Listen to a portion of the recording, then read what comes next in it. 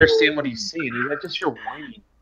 Stop it! Stop it! Stop it! I had to entertain. Okay, I had to entertain. That's not wrong. But yeah, I'm sorry for missing the show last night. Yeah, it's all good. So it was pretty lit. It's pretty cool. Too many people there, but too many people. Well, cool. Yo, GRG is like a community shelter sometimes, man. Like, and also Canada. I wanted to hear more from G4G Media. I was happy to see them on the show. Yeah, I feel like with so many people in there, we just wasn't enough to well, guys, before we get any further, I would like to shout out the chat and say welcome to the pregame. What's going on, everybody? Yeah, we are talking about GRG and how many people can actually be on a panel at one time. I think K Mega and crew have actually set the record on YouTube for how many people can do a live show at once, man. Listen to that. Look, I run a tight ship, and no, playing. Yeah, tight ship. Anyway, so no, man, it was a great show, man. I was really excited about a G4 Media coming on, man, and they were just as informative and cool as I thought they were, just as me listening to them on their show. So. It was a good time, man. It was really good to listen to their thoughts. So nice. Funny, they get an invite and I still ain't been able to get on the show. You too busy. You too busy over there with Mooch and all them, man. You know what I'm saying? You big time. You big time. You know what I'm saying? We the late night show. You know what I'm saying? Y'all the Jimmy Fallons. We're the after that. Late. We're the late night show. Which is why sometimes those drinks are a little too much for Mega at some point in time. A couple episodes. That's those Long Island iced teas he keeps drinking. Oh, I love those, dude. Oh, man. With the umbrella in it. Dude, don't let the name fool you. It's nothing but liquor, man. Yes, I know. One of them had you messed up. Just one. Well, Fred, you always welcome to come, man. Everybody, I don't know about Dark Ardor, man. We don't know about He was already there for one of your most infamous episodes. Yeah, it was the wildest episode ever. You know what I'm saying? He's bad luck. How am I bad luck? That's not my fault.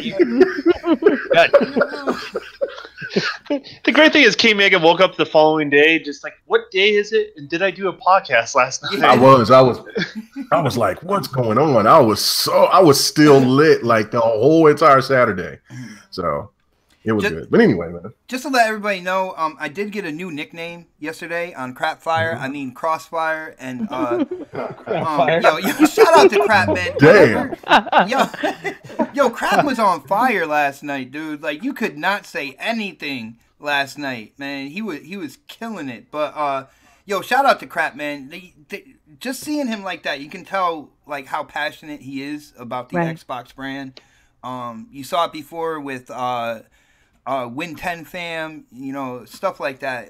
There's points in time when he doesn't agree with something, he's not gonna agree just because. And he does make some very valid points on certain things.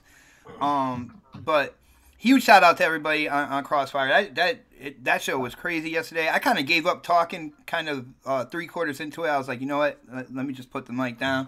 I actually had some chicken and rice. I was eating while the show was going on mute, of course. But no, I did get a new nickname. Mooch live on the show. He called me Darth Bot 448 because of my vaping, and I will let people know Darth Bot will be in the building tonight as well because I love the fact that I can actually vape. I used to smoke cigarettes. I can actually vape in the house while on a live show, and I mean, I got some really tasty juice here for it, and I'm ready to go. So. And hot dog water is not tasty juice. Oh man! Hot dog water. Yeah, Darth Vapor. I like that, dude. Yo, Xbox Pope is in the chat. What is up, brother? Darth Vapor. I might start a YouTube channel about vaping, and that would be my name right there.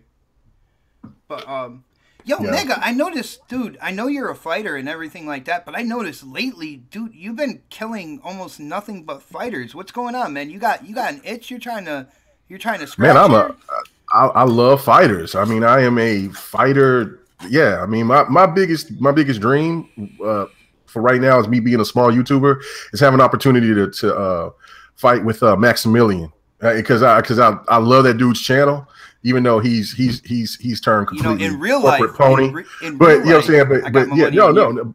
Yeah, but no. But he's, what do you mean by that? When you that term, corporate pony? Explain. What do you?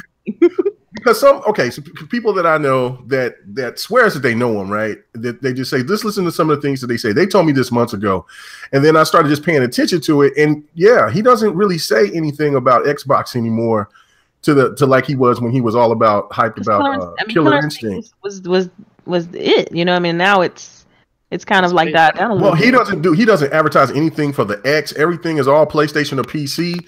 And then like there was one time he called the Xbox the X-Bone. I'm like, come on, Max. But it is what it is.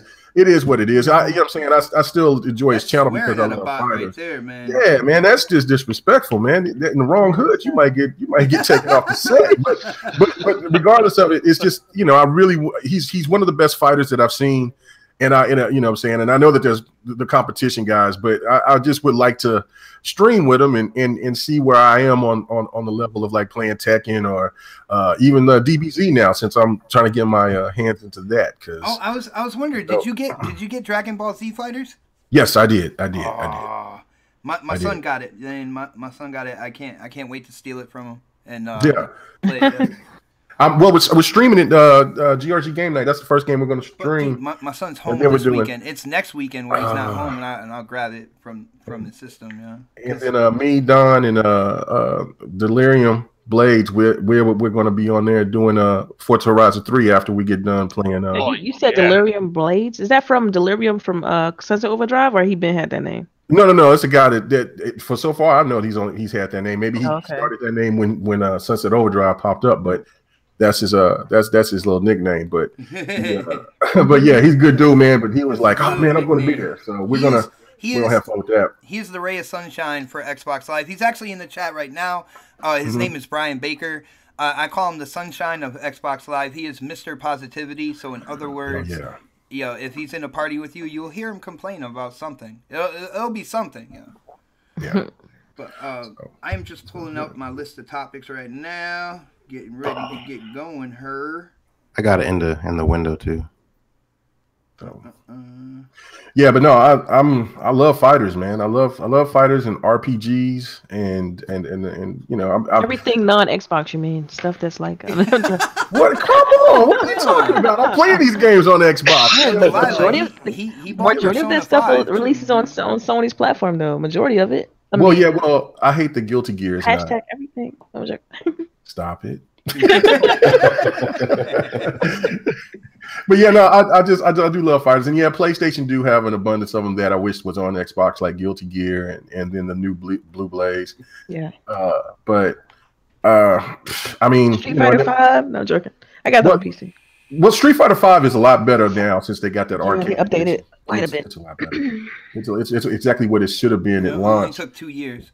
No, you're right. It only took 2 years, and then also there's there's another JoJo's Bizarre Adventure. I like that game. It's really, if you're a person that's homophobic, don't play that game, because that game, mostly every character on there is on that level, man. But it's a really cool game to play, so it is what it is. Nice. Yeah. Hey, everybody in the chat, do me a favor, slap that thumbs up button for me. We got like almost 50 people watching. We got 14 thumbs up. You can even hit the thumbs down. I don't care. And another thing, please share this on Twitter. I believe Facebook still exists. I don't know. I'm never on it. But yeah, me either. You know, there's some people, Mega, and others that still believe in Facebook. I don't know. I posted it on MySpace. Yeah, exactly. MySpace. Wow. Mega was probably one of the last people to leave. No one uses that anymore. Man. You know, I was. You know, I'm gonna open MySpace up and I'm gonna look and see my old profile, because I know I had a picture of me back then. I might post it on Twitter or something if that picture's still up. I was sitting in glasses, you know what I'm saying, with the butterfly collar, with the V-neck shirt, sitting there pimped out. I want to see if I still got that picture on there, my profile. Oh, no. Because I was out there. That used to be a dating site, don't volunteer for us to see that picture. Don't volunteer. No, man, come on. I told you I'm coming. It could be like a silk shirt with like a dragon or a tiger on the front of it. Don't mess. I had a Johnny Blaze shirt that was a red dragon. It was fake silk, but it was like a red dragon on it, man. Back in the day, yeah. That's nothing to be proud of, man. That's like a fake fact. No one's proud of that. My pair of Suco jeans as well. Like paying like $90 a pair for those things, man. I told you I'm trying to come to E3 this year, so when I go up there, I'm coming with a fur with no shirt. I'm gonna be ready, man. Oh my gosh! And I'll see Delilah. I'm gonna hug her, right? Like, come here, little. I told you, like I am so like 30-70 on going to E3 this year. Like, it's a chance I might not go. Yeah, it's a great chance. Man, I hope not. Yeah. I hope Can't make it oily like a Tekken character when he goes there. Utah, so. Oily like a Tekken character.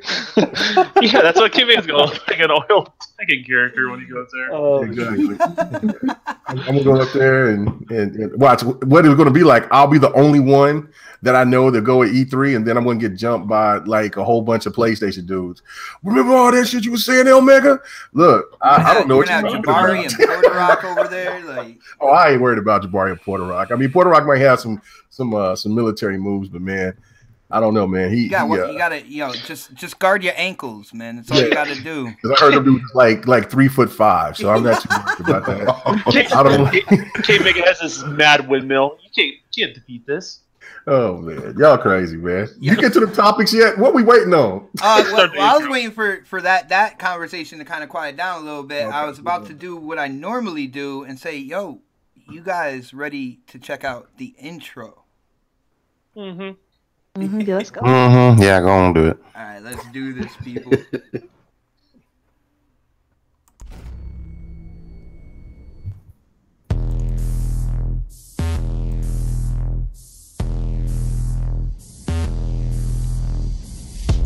Determination to conquer all my ambitions, despite all the conditions. In light of my past decisions, made it to this position, and so my disposition.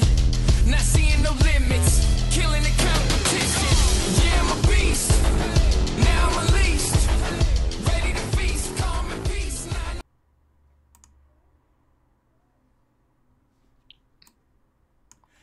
What's going on, people? Welcome to another episode of The Next Podcast, guys. I am really, really excited for tonight's show.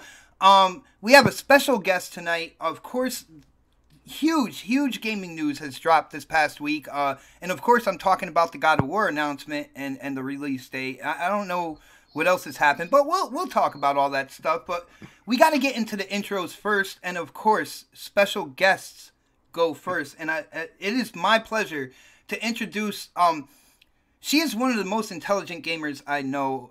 You might know her for being on GRG.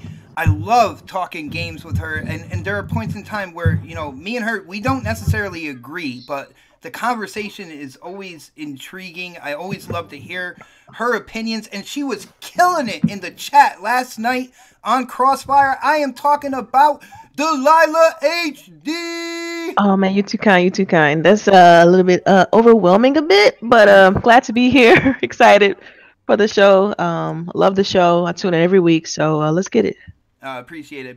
And you are definitely one half of K-Mega's kryptonite, man. Hopefully you can help me keep him in check tonight. He goes a little crazy on this show. Yeah, he has his moments.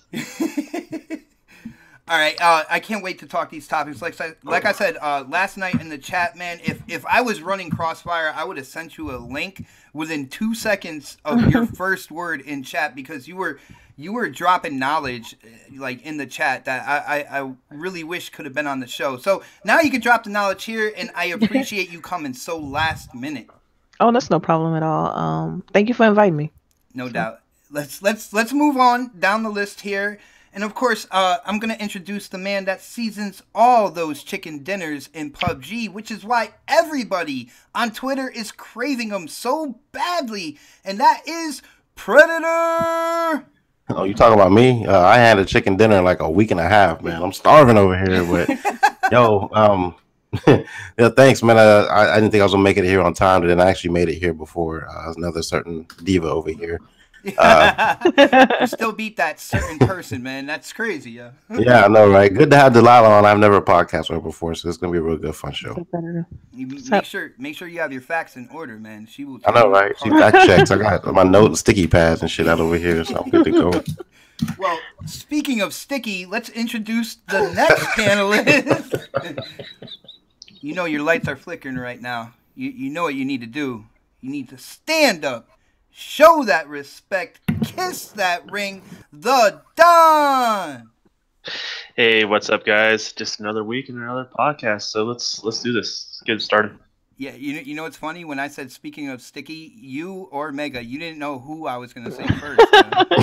Well, I figured Mega is oily like a Tekken character, so I figure it was me.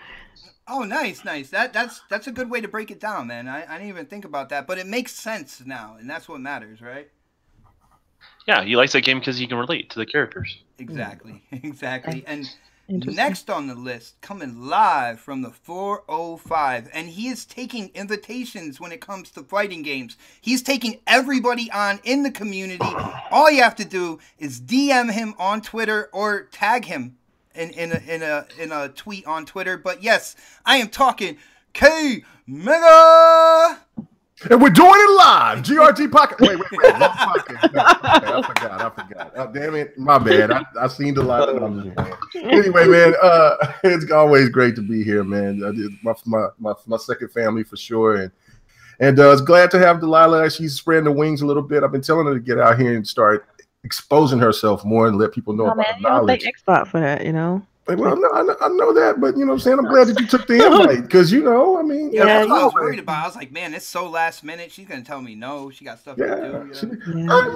Well, you know, I miss CRG, so I figured, you know, why not? You know, I haven't got a chance to kind of put my opinion out there, so I figured this would be a great, you know, avenue to if we could listen to what the Don talks about for about 3 hours, and we can listen to Doc Harder, I mean, we can listen to anybody, Jack. So anyway, no, man. Wow, man. If we can listen to you talk about Tekken all the time, then yeah. Tekken for the win, baby. Hey, Marlo Briggs, hashtag. I still gotta play that, man. I'm finna start calling myself hashtag. I'm gonna start saying hashtag Marlo Lock. Let's go. Anyway, Marlo Lock. You'll finna all you about to. Lock is dead, man. Anybody out there in the chat right now that follows K Mega, hashtag Marlo Lock and put in the goofiest GIF that you can possibly think of. Yo. Hit Twitter with that like crazy, man. Mm-hmm. Yeah. K Mega's got a gamer score I would be embarrassed about. She's like Marlo Briggs. Off the rails already, guys. Off the rails. Already. I'm sorry, I haven't had much sleep. We didn't even introduce the next person on the list, the guy who I got really pissed off on Thursday, even though he says he was tired. Awesome gamer. Unfortunately, he didn't get the game all last week. I don't know how that happens, but I am introducing Dark Optimus. Hey, what's up, everyone? It's good to have Delilah HD on here. I've never podcasted with her, so it's gonna be a fun show. Yep, I agree. And of course, I am Darth Xbot. My words got ahead of me there. Darth Xbot. Yes, you will hear me vaping all the way through this show. I hope it doesn't distract our special guest. If it does, I might have to mute myself a few times. But I am vaping on something that is Fruity Pebbles and cannoli, which is weird to put together. Oh my goodness! But that actually sounds kind of good, though. It tastes amazing. No, not at all. No. No. Man, Xbox the guy it's not allowed to pick donuts for everybody. Those two flavors put together sound like I'm broke, but I have dreams. You know what I'm saying? But on that note, guys, I want to jump in on the topics, and I want to start in with something a little bit light. I know people they definitely want to hear about that gorilla in the room or whatnot, but we're gonna leave that for a little while. Let people kind of gather themselves, get into the chat, and really start talking with each other as well. So we are gonna go into the Sea of Thieves beta, which it started. What was it? Was it like the 21st or so? Does anybody remember when it started? 24th, I thought. 24th. Okay, I was close. It began with an F. I'm saying. But a lot of people, I mean, this game has taken kind of like Mixer by storm. Is one of the most viewed games since the beta came out. I've been hearing a lot of good things on Twitter. Like I said, I don't go on Facebook, so I don't know what people are saying over there. But I want to hit our special guest first with this. Now, a couple questions, Delilah. First of all, if you had played the beta, if you had taken part in the alpha before the beta, and I didn't know. I just had to give the rating. Calm down, man. It's not your turn. Yeah. Calm down. Yeah. But if you played the beta, if you took part in the alpha, and how do you think this game is progressing? Is this a game that you think you're gonna play when it releases? Well, to answer the latter part first, I'm definitely gonna play it when it releases. I mean, I have Game Pass, so for me, it's kind of like a no-brainer. I don't have to spend $60 for it now, so that's gonna be awesome. And I did take part in the alpha, and I did also play the beta a couple days ago. So. Yeah, and I think you can definitely see the progression from the alpha to the beta, and it's a very fun game. When I played it, the beta most recently though, I played it just by myself, just single player with just me in the boat. Yes, I'm a little boat, and it's definitely not as fun. It's more involved, and it's just a little bit harder, I would say, and it's just not as engaging as when you have a crew. But I do think the game has legs. I have more faith in the game than I did with the alpha, because I kind of know a little bit about what's coming down the pipe. And so people are in for a treat. The beta is truly just a beta, and it's not going to be like a Division moment where the beta is really the game and you're really seeing all they have, when really they're holding a lot that they're not ready to show just yet, or going to have as like polish or features for the actual game. It's really just a true beta stress test kind of deal. So. Nice. Now, see, when I asked you those first couple of questions, that's to set up a whole Dead Sea Scroll of questions now for you as well. Okay. All right. Now, first of all, you said the smaller boat, it's not as fun. It's definitely not. With that being said, do you think that they possibly just kind of tacked that on at the end when they saw, because for a while there, people were like, well, what are you going to do if you have no friends? Do you really want to go into a boat with randoms? And do you think they just kind of tacked that on? Absolutely. I think they just did that to check a box, because, the engagement, it's just not the same. It's very, very different.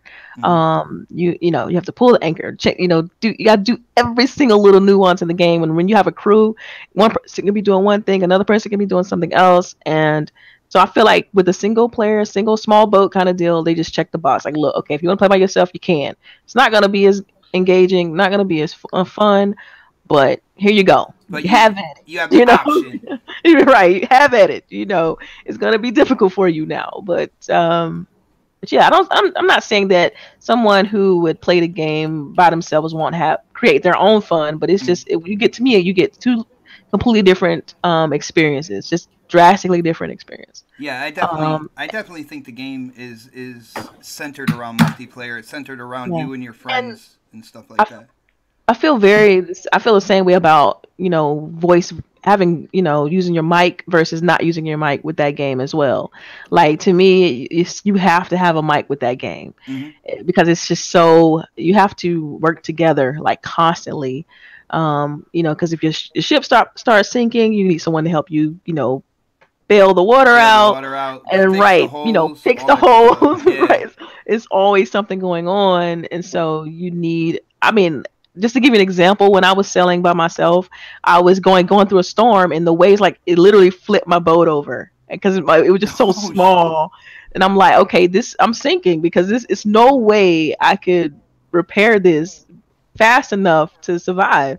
I had 6 holes, 2 planks, trying to just do so much at one time. Yeah, I can it was a disaster. It was a disaster. And so I'm just like, okay, you know what? I jumped out the game after the failure that was me playing by myself, and I jumped in with a crew. And from there, it was just like, yeah, okay, I have to play with a crew, now, and you have to be voiced. Your crew didn't have K Mega in it, did it? No, it didn't. Right. Thank God. I'm joking. Oh my god. My bad, King Mega. You know. I can navigate. I am the king of navigation. I will. I can. Mega, it's not your turn. It's not. Drop the boat. Dude, you micromanage like a. I was gonna reserve what I was going to say. This game's going to create friendships and destroy them as well. Yeah, it's like riding a tandem. Listen. Oh man, okay. Let's just finish up. When I get to my turn, I'm going to break it down about my skills on Sea of Thieves. All right, we can't wait to hear it. But Megan's Delilah, last now. I have one more question for you now. Oh shit. You said you saw an improvement between the beta and the alpha. I have come out on shows, videos, and stuff like that, basically stating that I felt like we got the same thing as the alpha. Just maybe performance-wise, it felt better. It felt more kind of like ready to ship. But at the end of the day, like, I was a little disappointed that I didn't get more. Like the 3 factions with maybe a couple, a couple kind of like missions, a couple treasures from each of them, kind of really show, the variety and progression and stuff like that. Did you feel anything like that, or do you feel like it was a good beta to promote the game and to show people what they're going to get into when it launches? And that would be Delilah. Wait for it. Wait. I'm sorry, my husband walked in and brought me a steak, and I'm like, okay, I really can't eat this. Distracted with. Hey, see, that happens on occasion. Her husband come in there and his drawers just sitting on the couch like, woman. Stop that. All right. Well, I'm gonna know Okay, that when please, we go. could you do me a favor? Could you repeat the question, please? I will answer. All right. Basically, what I was saying, because you said you saw a difference between the beta and the alpha. Now, yeah. I have gone on record stating that I feel that the beta is basically the alpha, just with maybe more a better performance and stuff like that. So I was a little disappointed. I would have rather had kind of like the 3 factions with maybe a couple of the treasure chests between the 3, and to show the variation of each of the voyages and stuff like that. So I was wondering if you had those feelings, because you did take part in the alpha as well. Were you satisfied that this beta is a proper representation of what this game's going to be at launch? Yeah, I definitely am. Graphically, I could definitely see some improvement there. Definitely performance, like you said, that was very noticeable. But yeah, because I do know that there's more than just right now. It's really only one way to get quests. In the beta, but I do know that there's other ways to get quests as well with other factions, and so I do know that that's coming. I guess that skews my opinion a little bit, because I know that this is just a true beta, and that something else is coming based on like what the insider forums and stuff like that. Nice. So yeah, I mean, that's really the only thing I can say about it. So I do think the beta is good for what it is. People are, taking it for what it is, because you can tell that by the streaming numbers, which has been fantastic on Mixer. So yeah, but I just at this point I'm ready for it to release, because I do want to see all the other things that they are kind of holding alpha. back. We've had enough of these testing things. Just want. I know, and we've kind of seen the growing pains too of like you go into. Well, I really don't know if I can still talk about the alpha, but you go into a certain section of the game and some things don't load up and it's kind of lagging out. Did you ever get the white character? I called them ghosts. Oh my gosh, dude! Yeah, and you ever had one where the jumping ship, like the ship, all of a sudden just flip up in the middle? Like that one was so weird to me, because I'm like, what's going on with this? And so of course you got to report those things so they can, improve the game. But yeah, I think the beta is like I said, to me it's only still showing a small part, but it's good enough for people to kind of get an idea of how you create your own stories in that game. Nice. Now we are going to move on to the rest of the panel. I'm really interested to hear if this guy actually played this at all. So, Dark Optimus, have you played the beta for Sea of Thieves? No, man, I didn't play the beta because I'm waiting for the full game, actually. Really? So we'll skip you then. No. Do you have anything to say about the beta? Anything like you might have saw on streams or videos? What I saw from I watched a couple streams from a couple people, and I a lot like the alpha, and I'm like, okay, well, didn't show really too much new, and I was just like, all right, well then I'll just wait until the full game comes out, because I remember from what you were saying that they only been showing like 20% of the game, which is like really not very much. And now they show 22%. So I mean, yeah. So I mean, it's probably gonna, when the game releases, it's gonna be, massive, and I think it'll be a really fun time with your friends and whoever you're playing with. So you're looking forward to this game on release? Yeah, I'm gonna just wait until it releases. Probably get that Game Pass. Probably just to try it out, and then for sure I'll probably buy the game, because I don't like to have too many subscriptions, so I'll probably just pay the $10 or whatever it is. Well, yeah, you got like 5 porn subscriptions, so that would get kind of all mixed together, man. Oh man, really, dude? Dude, I like messing with you, but the more and more that we talk about this, the more and more I'm realizing that a certain topic that we're going to hit down the road, like it'll come up in any gaming conversation we do right now, because it was such a big announcement. That whole Game Pass thing, man. Did you notice that? Yeah. Like, because you even said that you'll get Game Pass first to test it out. Delilah said that, she was like, well, I have Game Pass, so it's a no-brainer. I'm going to play it. Damn, it's crazy how this is kind of like possibly changing the entire industry. Yeah, it's changing people's minds on buying games right out the gate, Nice. Well, we are on Sea of Thieves right now, so I am going to move down the list here. Let's talk to the man that plays PUBG with no pants on. Of course, that is the Don. And I know the Don has played Sea of Thieves, because he partnered up with Oh Snap It's Mel at least once, and they had an adventure that sounded pretty memorable. But Don, what do you think about this beta? And are you excited for the game, man? Man, that made it sound way more awkward, because I do Dude, Sea of Thieves. I figured Adventure, there was no way to double play Adventure. No, but I don't play Sea of Thieves with pants on either, so there's not a lot of pants in my life. We are starting to realize this, sir. Yes. No, I enjoyed it. I've done single-man crew, two-man crew. I've done the four-man crew with like live and Did Live just jump off the boat and start swimming like a dolphin? No, live is all about that game. Oh yeah. Live and flip and all that good stuff. And I even had this thing where we had 3 of us, and random would occasionally pop into our game, because it would fill in that space for somebody. And we had this rule: every time a random pops into our game and did something good, like found a treasure or lock them up, or killed some, we just try to block them up. We would just start giggling, and then they'll all lock them up. I got locked up on my boat, man. That wasn't right. No, Bone got locked up once too for getting too drunk. Well, but he probably sleeping, didn't even notice. Yeah. That's cold. No, the game is a different game, though. It's not like it's something completely unique, which is nice. That's what we want when we go from one generation to the other. And we want some of the the stuff we're used to and we enjoy. Mm-hmm.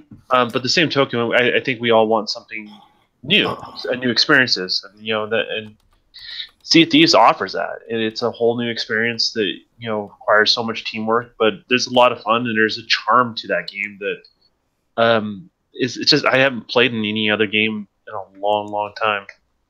Yeah, dude, there is definitely a charm to it. There's definitely an atmosphere that is unique to the game. Even with playing only 22% of the game, you can definitely see it. You can definitely feel it. Me, myself, I feel like the graphics are insanely gorgeous, man. To see kind of like that realistic water and have the contrast of having the more cartoony characters and islands, I think it fits really well. The skybox looks incredible. And you really do, in my opinion, you really get immersed into what you're doing when you start this beta up. On that note, Fred, I'm real interested to hear if you have played this beta, man. I've been in the alpha for a very, very long time. So when the beta came out this week, I was just like, I wanted to try it just to see, like, you know, what the difference was from the previous building up versions. to say no right now, guys.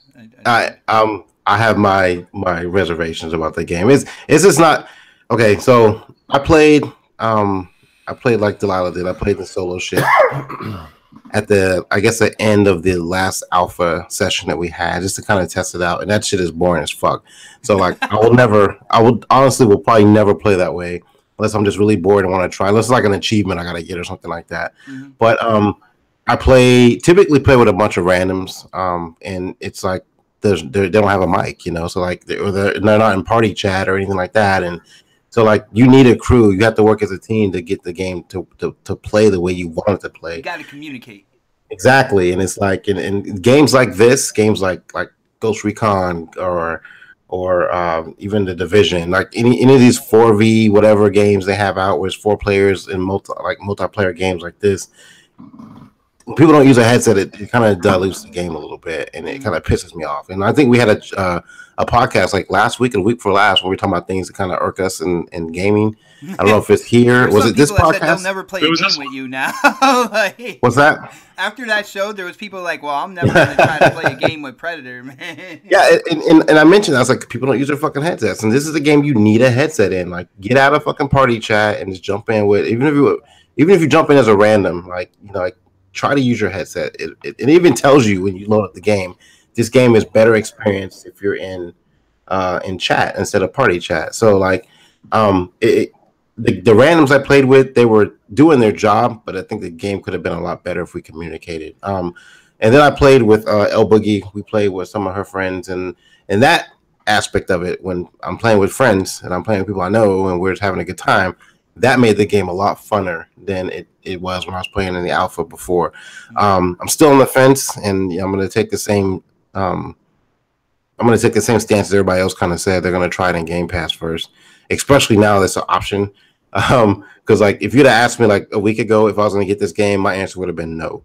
But now that I can get it in Game Pass at launch, I'll spend the $9 for a month of Game Pass to try it out, and that will probably change my mind about paying full price for the game.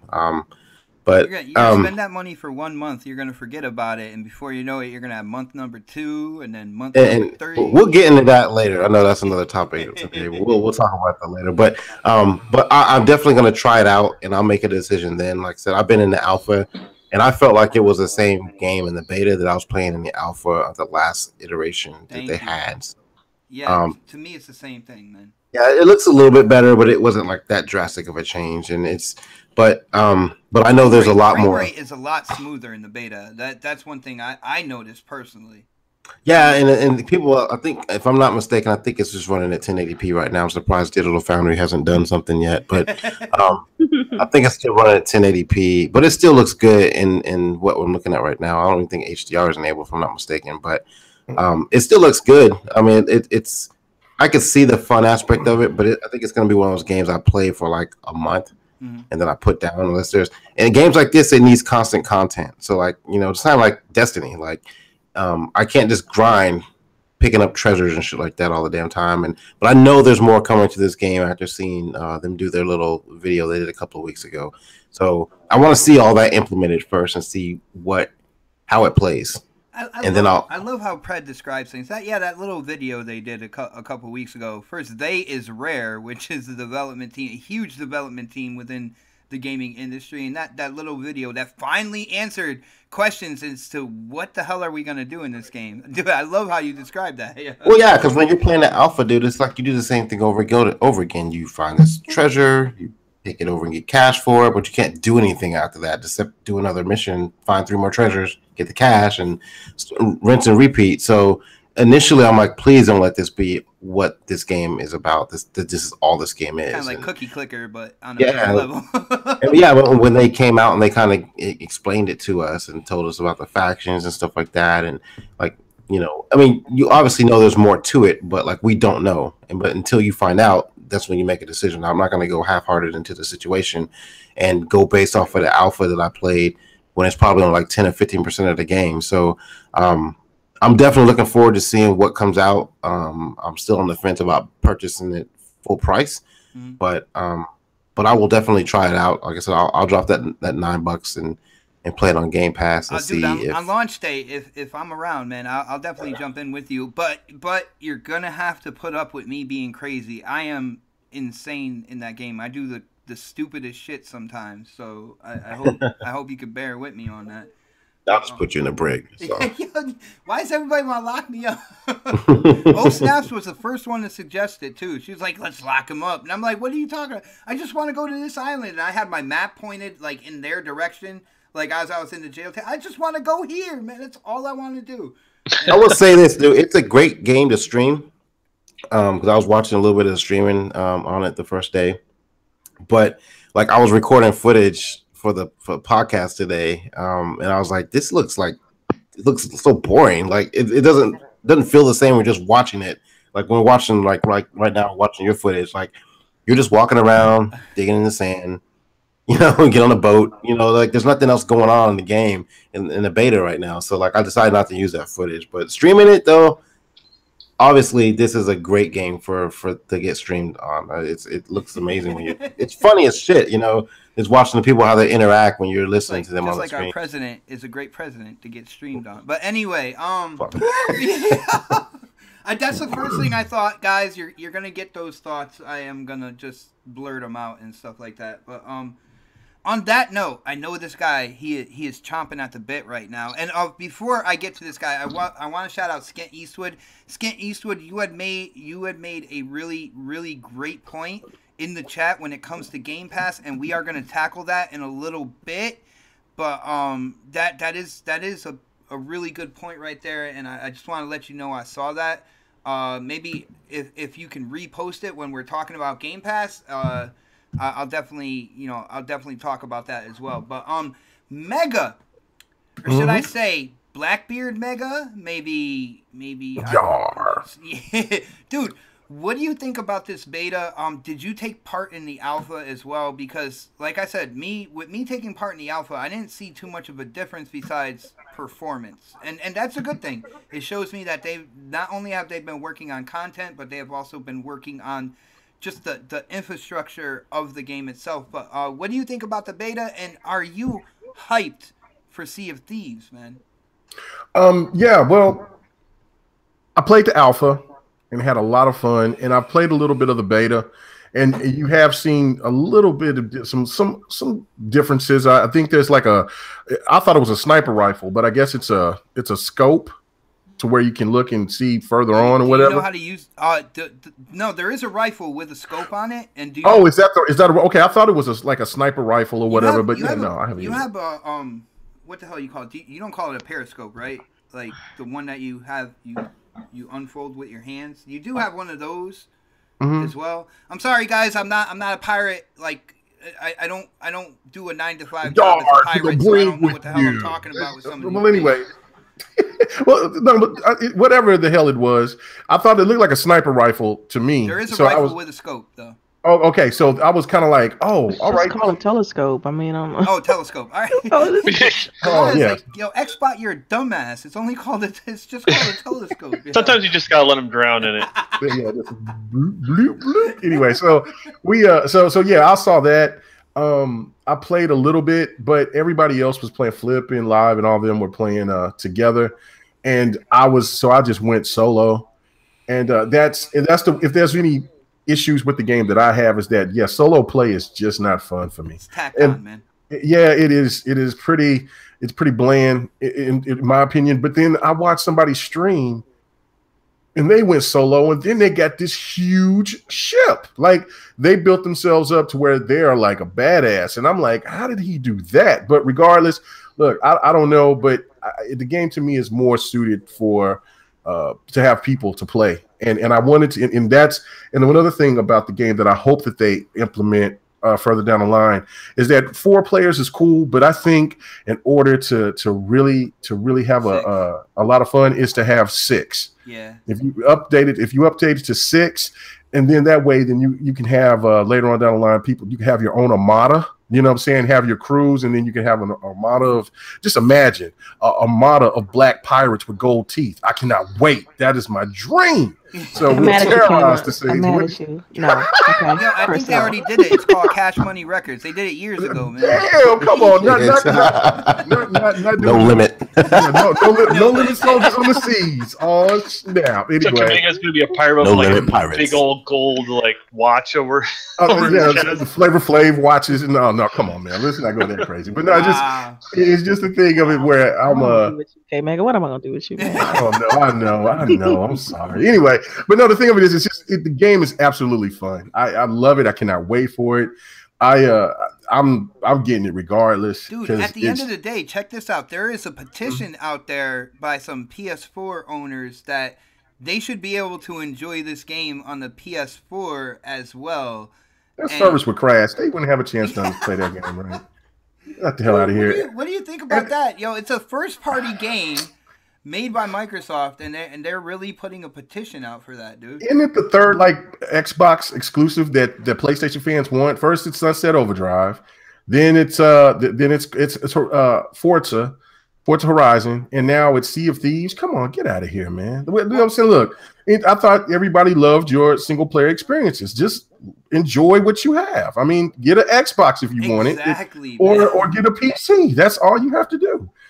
The thing of it is that the game is just fun. It's watching the stream, like Predator said, it could be hit or miss for me, because when I watched a couple of streams, it was really kind of boring to me because they didn't know what they were doing. But when you're watching and see people that know how to navigate and operate and they communicate with each other, it's a blast to listen to, because once they get into some funk with somebody in the ocean and they get attacked by a shark or whatever, it's a lot of fun, man, to interact. And it's a streaming sensation. I've been saying that. I said that's where the game is going to have its success, is off of streamers. I mean, disagree with you. Friday the 13th, then I know Thieves can do this. I gotta disagree with you on something. It is actually fun to watch people who don't know what they're doing as well. Because me and O-Snaps were streaming. We were calling different directions. You know, like how they say starboard. We're calling it starburst. We had porta potty, and we were trying to tell everybody where to go. We were making up our own names for directions, and O-Snaps had us sunk like 2-3 times or so. Like it was a lot of fun, man. So it's cool to watch those streams too, man. The ones you were watching, they didn't know what they were doing, man. You gotta follow O-Snap and Smell. You gotta follow Xbot. We'll show you. We'll show you how entertaining not knowing anything is, man. You know what's funny is, like, I was sinking in a ship and I was spilling water, and the water kept getting higher, and I kept grabbing it and kept going down there. And then I realized I was underwater. I was bailing underwater, not realizing I was completely submerged. So I mean, yeah, stuff like that's gonna happen. It's the randomness of the game, right? Yeah, and it's just a fun game. I mean, you can't the graphics of it, from when you're looking at the characters. Yeah, it looks cartoony. It doesn't give you that appeal of like the game is going to be made for adults.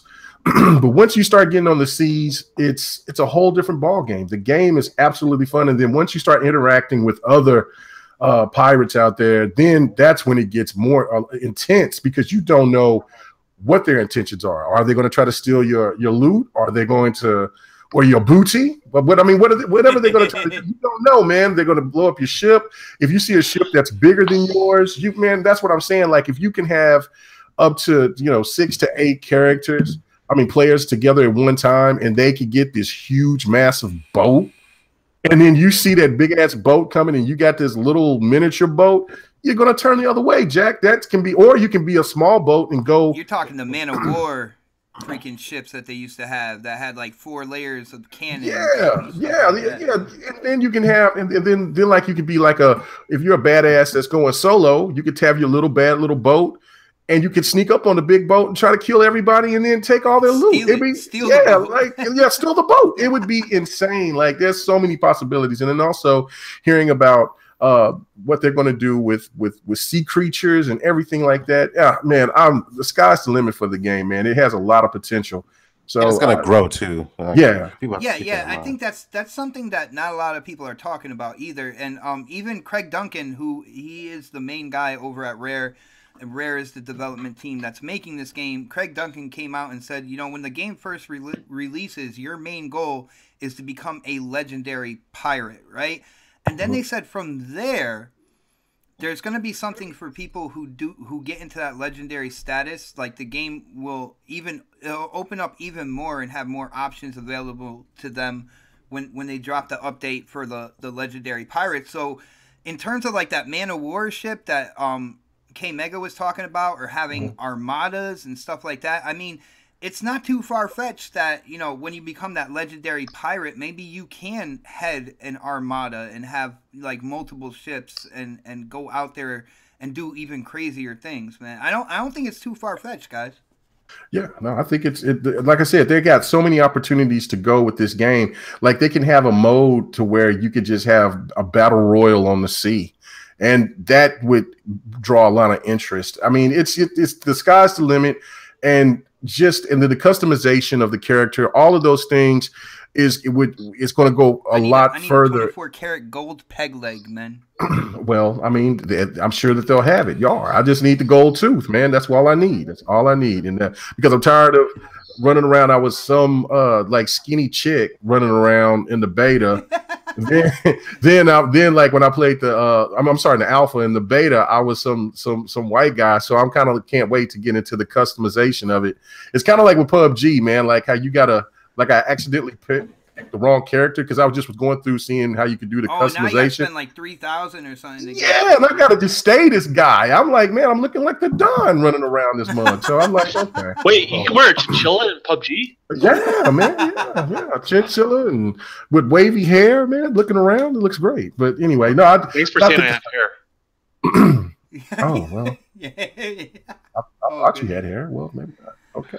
Well, guys, on that note, let's just say Sea of Thieves is highly anticipated. Now, people who have pre-ordered and people who are in the alpha, you know, they had a chance to, like, stream the game publicly. So a lot more people have been able to see a lot of different gamers playing this game. And you can tell by the numbers of people watching it on Twitch, on Mixer, you know, all those streaming sites, that this game has some positive momentum going forward, and even to the point where there is a petition to try to get this game on PS4, which will never happen. People, come on! I can understand a petition never for like say never.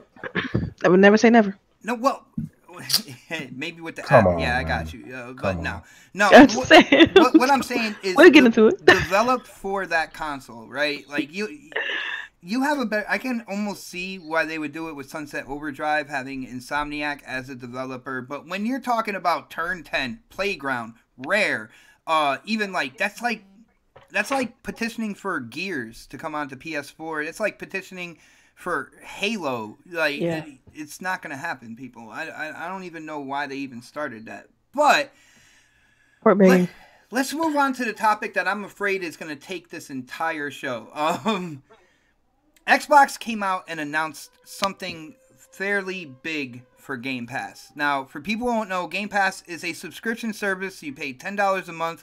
You get to play over 160 games, which are Xbox One, 360, and original OG Xbox games. And they have over 160 that you can download, right? So it's not streaming. You can download them. You can play them on your console, whether you want to play the single player, you want to play them offline, all that good stuff. You download the games. As long as you have the subscription service, you're good.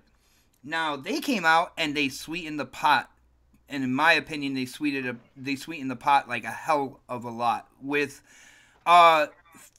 future first-party games like Sea of Thieves, Crackdown 3, State of Decay 2, even Forza Horizon, and in the future Gears and Fable, and Halo. They'll be ready day and date on Game Pass. So the day that these games launch, these first-party games launch, you'll be able to play them on Game Pass for $10 a month. And there's a lot of people out there that absolutely love this. There's a lot of people out there who absolutely hate this. It is a very opinionated topic, and I don't do this too often. I know this is our second topic, but I'm going to go back to our special guest to head this off real quick. Delilah, when you heard about this initiative with Game Pass, please give us your general thoughts. Is this good? Is this bad? Do you like it? What's going on? I think it's very good, especially as far as like consumer value. Because just to give you a prime example, I was going to drop a cool 60 for Sea of Thieves, but now I don't have to because I'm already a Game Pass participant or subscriber, so I don't have to even drop that money. And to me, that's where the negativity part comes in, because like now the money that I was going to spend for the game is not going to be dropped immediately. It's going to be spread over time because of the subscription. But like I said, I think it's a fantastic consumer value. I mean, it's 164 games, $10 a month. And like I put on Twitter, if the quality of the first party games stay and remain really well or are up to par, triple A quality, then I feel like then that announcement will be worth it. Because if they start watering down Halo, they start watering down. Don't say that, man. I'm just saying, Gears. Mine, they start watering down their first party titles. Then I will worry. I will worry about the value part. Okay. So, but well, I was going to say there are people out there saying like, what the hell is Microsoft and Xbox doing? There's no way in hell that they're going to make any profit from this. That this is kind of like this could be the end of Xbox as we know it. Do you have anything to kind of like say? Yeah, I mean, I feel like this guarantees a monthly profit from them going forward. I mean, think about if you even have just 1 million people subscribing to that every month, just 1 million people, and that's a small percentage in regards to how many people are approximate. That's $10 million in that's $10 million a month, right? $10 million a month. That's enough to pay for a AA game in like half. I would say well under half. Like 20 million is typically what you need to kind of get started on AAA. Just start it, and then it spread and it increases after that. Year over year, 20 million a year, 20 million like that. So to me, if they got this monthly amount coming in, it's enough for them to fund those games that people really want, those AAA big budget titles. Because I'm tired of seeing all these studios closing, and so I do worry about like what kind of money that the smaller developers are going to bring in with this deal. But at the same time, it guarantees the player base will be high because so many people are on Game Pass in regards to the multiplayer games. I mean, that'll keep people, that the engagement is there because people are going to be able to instantly have access to the game without having to spend $60. And so to me, it's a great value. Nice. Now, one thing I didn't want to mention though, in regards to the negativity part, I feel like people who are saying, "Oh, this means you don't own anything. This means you don't own your games." I'm like, well, congratulations. If you ever had a part in Steam, you can't own anything on Steam. And I hate people using that as like, Steam but is hugely I own popular, right, and you don't own anything in Steam. People think they do, and to me, it's the same thing here. I mean, so to me, there's no own a negatives. license, right? I mean, you never really own the game. You own a license even when you buy a disc. If you look at the agreements, you're buying a license. So this is just a different form factor. Exactly. All right, awesome.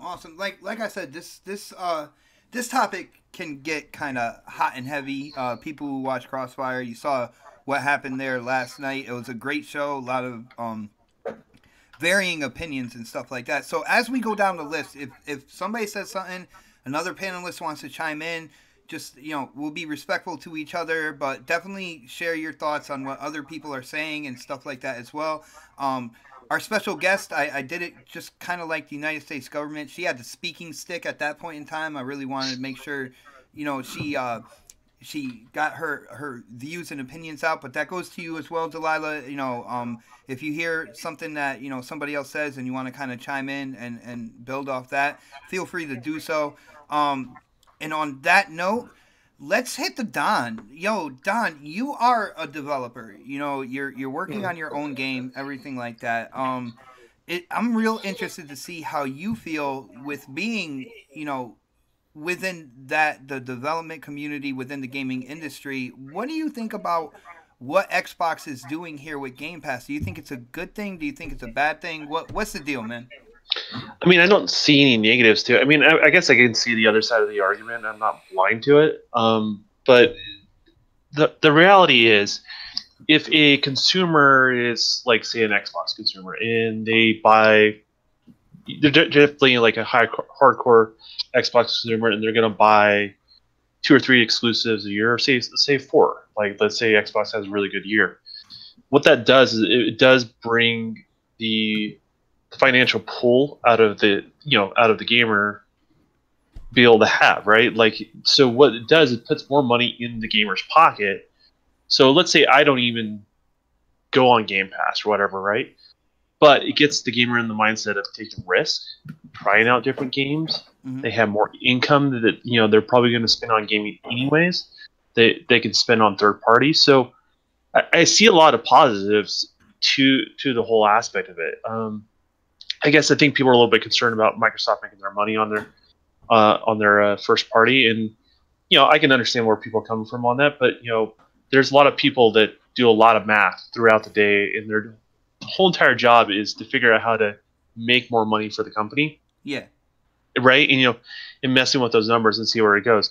Let's say they didn't make money off doing it this way this year, but they at least have a projection of what they're going to do for this platform within a couple years or whatever their big plans are, right? So, I'm not worried about it. They're smart guys that they know what they're doing, but what it means is just gets gamers in the right mindset where they willing to take risks, willing to try stuff, because I think that's one of the biggest things that hampers the industry is certain gamers will pick 2 or 3 games and that's it. Dude, you make a great point with that whole like taking risks and stuff like that. Now, I'm gonna bring people back in time, say to like the release of Quantum Break, right? Where Quantum Break got this huge thing by Digital Foundry about resolution, and at that point in time, like resolution made the game great in a lot of people's eyes for some stupid reason. Now, if they had a Game Pass type subscription like this and they had Quantum Break in day and date, Don, I'm going to ask you to kind of like speak hypothetically. Think about this. Do you think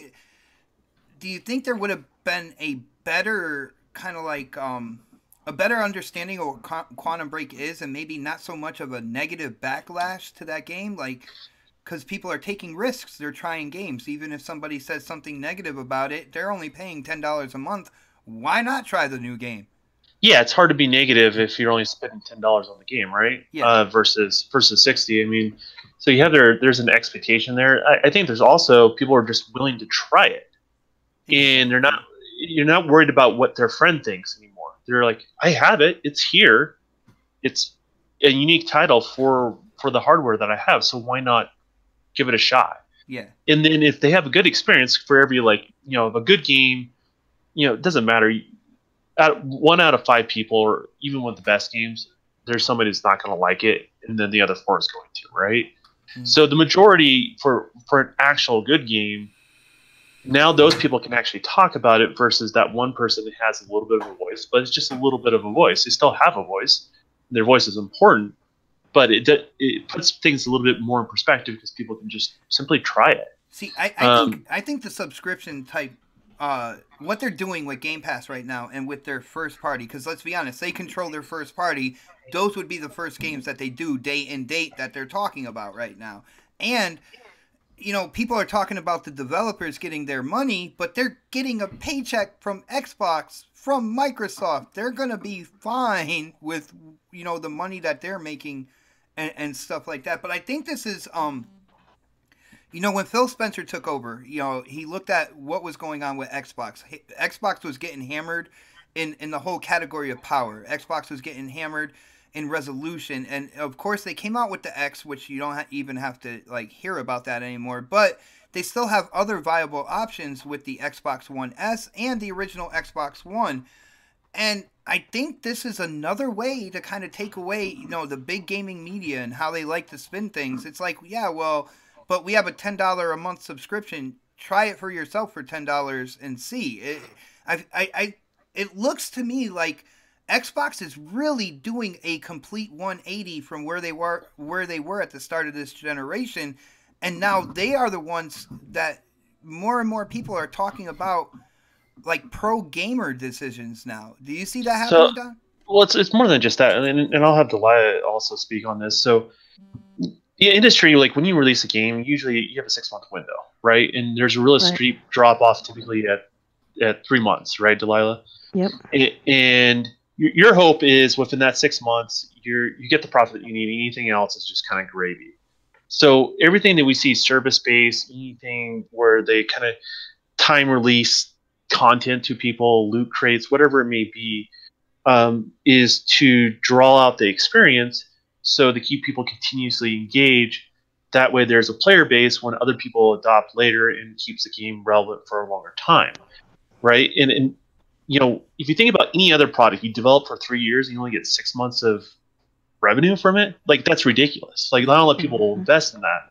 So now what you're doing is you may not be getting as much revenue, say, up front. Well, you're creating a stream, though. But Right. yeah, you're creating that continuous stream of income, right? So it allows Residual. residual. Residual. Exactly. And I know Delilah knows a little bit about what I'm talking about on this. That's why I wanted to bring her in. But I mean, kind of see where I'm going on that. I mean, developer doesn't have to be day in, day one. They can come in 6 months. They can come in a couple weeks. They can come be day one. It's up to them what they want to do, where they want to get their check, right? Now, Delilah, with what the Don is saying with the stream of income, residual income, and stuff like that, is he making sense with what's going on with the subscription service? Because, like I said, a lot of people out there, they're like, but what about the devs? They're not going to get their money. And Well, stuff see, like think that. about it like this. What I imagine a small developer would do is they will sign on with Microsoft to put their game in for like 2 months of Game Pass, just to get people to try it out, get familiar with the game, and then pull it. So now that the game's pulled out of Game Pass, people still want to buy into it or play it. They have to pay for the actual title, and I think that's how it's gonna kind of play. See, to me, that would be a bad idea. That would be horrible for them to pull. Well, it, that's like, part early. of the business But model it's like a of demo, Game Pass, right? It's just like a demo. Like, okay, we want to show people our games. We want to get it to millions of people as fast as we can. Do a marketing campaign behind it. You know, we know that it's gonna, 3 million people on Game Pass. Let's just put it out there, get them to play it for a little while, and then now they're familiar with the game. They want to continue playing our game. They have to pay for it. I mean, I think that's how that will play out. Microsoft may not want to do those kind of deals immediately, but that's how I see it going as far as indies. Delilah's not wrong on that, because anytime when Games for Gold and PlayStation Plus is the same thing, right? When certain studios or independent people will sign up for either one of those services, yes, they get a cut a check from Microsoft or Sony, right? But what happens is, literally the month later after it's taken off, they see a spike in their sales. That's right. So Game Pass can be handled in the same way, early on or later on. It just gives a option to publishers and independent outlets out there what they want to do and how they want to create their revenue stream. And the free market dictates where the consumer dictates where they see the value, right? And so that will drive a lot of this. All right, I gotta say, and I know we're talking about what they might do and all this good stuff, but I gotta put myself out there. If they do something to where they put the game in there and then prematurely take it out to kind of try to boost, hold on, try to boost sales on either the digital or the physical side of things, I think that is a bad idea. I think the subscription-based service in and of itself can sustain an income that would be viable for both the publisher and the developer, like Don said, a steady stream. And I really want to know what the rest of the panel thinks about this. So, Adamus, Predator, K-Mega, you got any ideas on this? Do you think that they would use that model and pull the games earlier to try to boost revenue? How is that any different than doing like a demo? Like, how is that any different? I think they're looking at it like Netflix and not like a bait and switch type aspect. I think I'm pretty sure that this is something Microsoft won't do. With their titles. I was talking about some indie developer that want to do that. That's an option for them. I'm just saying that it's all about options. I'm not saying that every title is going to do this or this is what everyone's going to do. I'm just saying some random. Oh yeah, I was taking it as like a general move, like even like no, definitely not a general. Gears 5 will only be absolutely not. It's not. I don't think it's a general move at all. I was just trying to give an example of. You get me nervous. Oh my God. But you're not wrong. You look at Netflix. I mean, they always compare it to Netflix, right? And the reason why they compare it to Netflix is when they sign contracts with Netflix, there's an agreement for how long it's going to be on that service. And they drop out. Mm-hmm. Yeah. So this is the type of thing with that. And, and you're guaranteed at least 100 games in Game Pass. It's more than that. It's like 160 now. 64. Yeah, 160 like that. Yeah. So you're guaranteed at least 100, but those contracts are going to expire. The individual publisher or the independent developer is going to either choose to renew that contract or not. Mm-hmm. And so there's always going to be a fluctuation within Game Pass. but there's always going to be a constant, steady flow of games when it comes as well. to third party, I could definitely see a rotation. That's why when they first instilled Game Pass, they said, you know, games will be put in, but we also reserve the right to take them out as well.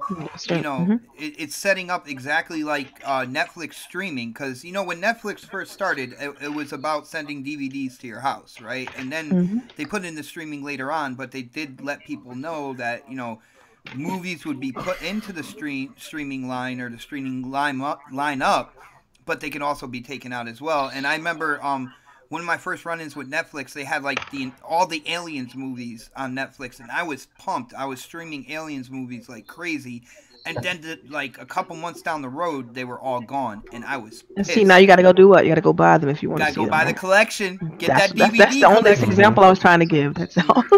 I got you. Hold on. Adamus, I know I interrupted you many times on Thursday, and we were talking about this, so I'm going to do my best not to interrupt you, but that doesn't mean other people on the panel won't. But what do you think about Game Pass, man? And do you think it's a good thing? Are you all aboard? Do you see any negatives? Man, share your thoughts, basically. Well, since Thursday, my thoughts have changed. I read a little bit more about the Game Pass stuff so that's it's a good going thing on. I cut you off then, man. I didn't want you to say anything. Yeah, kind of woke me up a little bit because I started reading a little bit more, and I was all like, you know, this is actually something that could potentially be good. You know, if Microsoft does, you know, put their game, well, they are putting their games on there. It's basically they just, you know, they're showcasing, you know, their first party content to people who can't either afford to go out and buy it or, you know. All right, just a heads up. I'm sorry for interrupting. Just a heads up. Yo, K-Mega, take over for 1 minute. I got to run into the other room, okay? All right, I got you. Go ahead, Dart. Thanks, bro. Yeah, you know, just being able to try those games out, you know, even if you play it, you know, get this Game Pass for like a month, you know, you're still gonna have a plenty of time to either beat one of these games or, you know, play enough of the game to warrant you to actually probably go out and buy it. Unless you just decide to keep Game Pass and you just say, you know, screw trying to buy all these games. It's kind of smart because if you think about it, like all these games, what are they, like $60 a pop? You know, like 60. That's a lot. You know, that's a lot of money. You know, not everybody can afford to buy all these games when they come out. So I mean, Microsoft is and Xbox is doing a good thing by, you know, kind of putting their first party lineup in their subscription service. You know, and it's gonna help me because then I can just, you know, probably get Game Pass and then not have to worry about buying those games, you know, when they come out day one. Okay. All right. What about you, Pred? Where are you on this? I don't know, man. I'm kind of back and forth with it. Like I try and look at it from two different perspectives. Like from the gamer standpoint, I think it's great. It's a cheaper version option, I guess, in a sense to try out a game that you may or may not have purchased initially. You know, $10, you know, for 165 games. But like for the most part, most of those games I either already have or I don't want to play. So in this instance, like Sea of Thieves is a perfect example of how like you can kind of easily screw yourself. So you spend the $9. It's a game as a service game, so like it's constantly growing, right? Your friends are gonna be playing it, so there's a lot of hype for it in the beginning. So you spend that $9 for the first 30 days. People are still playing it after 30 days. You spend another $9. That's $10. Sorry, that's $20 for the game already. You've already played. You've already spent.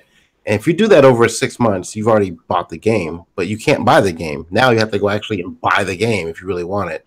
So you got to drop another fucking $30 bucks. Fred, with that game, I mean, you're getting to play like Soul Calibur 2. You're getting to play if yeah. But I mean, like, but I already know where you're gonna go because there's a shitload of other games on there. But like for the most part, most people in this first like month or so are gonna get Game Pass for Sea of Thieves.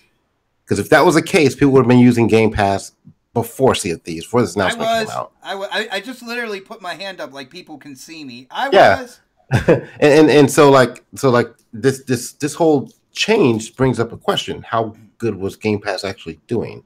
Like, how good is Play Anywhere actually doing? How is that helping Microsoft at this point? Was it? I'm just asking a random question because I don't really know the answer to it. But like, was Game Pass actually doing what Microsoft intended it to do, or were they having issues with it where they need to boost it up a little bit? See, with this announcement, this is what makes it funny. Like I heard, Mooch and Crap said yesterday that they were getting all these free codes. 1 year of Game Pass, 1 month of Game Pass, and everything like that. And now you can see that when they first initiated Game Pass, it didn't matter if everybody flocked to it or not. And I think there's a lot of people out there. I know we got the promotional, like 1 month for $1 or something like that. No, it was actually before that. There was a discount on Game Pass. And me and O-Snaps put in on it.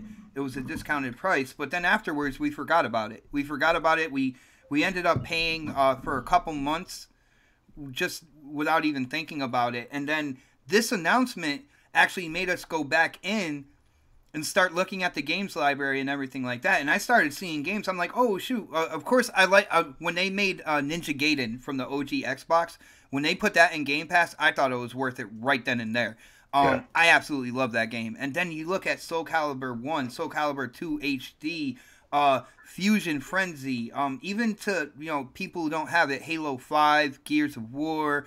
Like there's a bunch of titles to play in that. It does have a lot of value. I just don't think that they were looking at it like, man, we need so many million people on it now before we make this announcement, and then we need so many million people 6 months down the line after this announcement. I think they're really looking kind of like long term, creating the income streams that Don was talking about to feed their development teams, to feed the Xbox division, and to make Microsoft shareholders happy. I think they're going to do that too. Yeah, I think you guys have to also think about the timing. We know when obviously Phil got his promotion, and all of a sudden this went into play almost immediately, right? So something's shown to somebody. Oh yeah. Right. I mean, is that a fair assessment? Yeah, that's a good assessment. I'm curious to see what the long term aspect of this is going to be, because like right now a lot of people are kind of on the fence. Like, I don't know how to feel. They're either like they don't really have an ideal of how this is going to play out long term. Microsoft has their models. I'm sure they they wouldn't have done this had they not thought this was going to be a moneymaker for them. But like, I mean, I look at it this way: are you a fan? Are you in this for the fun or the funds? Like, do you do I'm this? in it for the fun, and yeah. But I do know at the end of the day, the funds, the money will. No, that's not what I mean. Like what you're spending, like, because like a lot of people, like the first thing that they came out of their mouth when they announced this was like, how's Microsoft going to make any money? My answer to them is, why do you care? Why do you care? You're a gamer. Exactly. As a gamer, play the game. Be happy you're getting something like this, and it's exactly facts, fan friendly aspect of what they're doing. So like, why do you care how Microsoft makes their money? Like, and I kind of was listening to Crossfire last night. I kind of get Crap's standpoint, because he's a hardcore gamer and he's pro Xbox, and a lot of us are pro Xbox too. We want to see them do well. We want to see them curb stomp people, but like, but at the end of the day, everyone's like, "Oh, you're not winning. But what are you winning? Like, we're not winning anything. If we sell more consoles the next one, it's more just bragging rights. At the end of the day, Microsoft is making their money, and we're having fun playing games at the end of the day. PlayStation fans is not winning a damn thing by talking about analytics and numbers. Yeah, who gives a shit? Like, I don't care how many consoles you sell or how many games you play. Like, I mean, like, if you look at like the last 5 months, right, of the games we've gotten so far, and I'm kind of getting a little bit off topic here, but like, we've had Cuphead, we've had we're getting Sea of Thieves, we've had PUBG, like, we've had a great end of the year, and Sony had a great first half of the year. So like, it balances out. It's at the end of the day, we don't give a shit about how many consoles you sold. 78 million consoles, however many it is, 72, whatever. It doesn't really do anything for that gamer that's hyping that up, because they're not seeing anything from that. Right. They're not getting better games. They're not getting anything other than, like, they have a nice lineup coming up this year, but that line was going to come whether they sold 70 million or 35 million.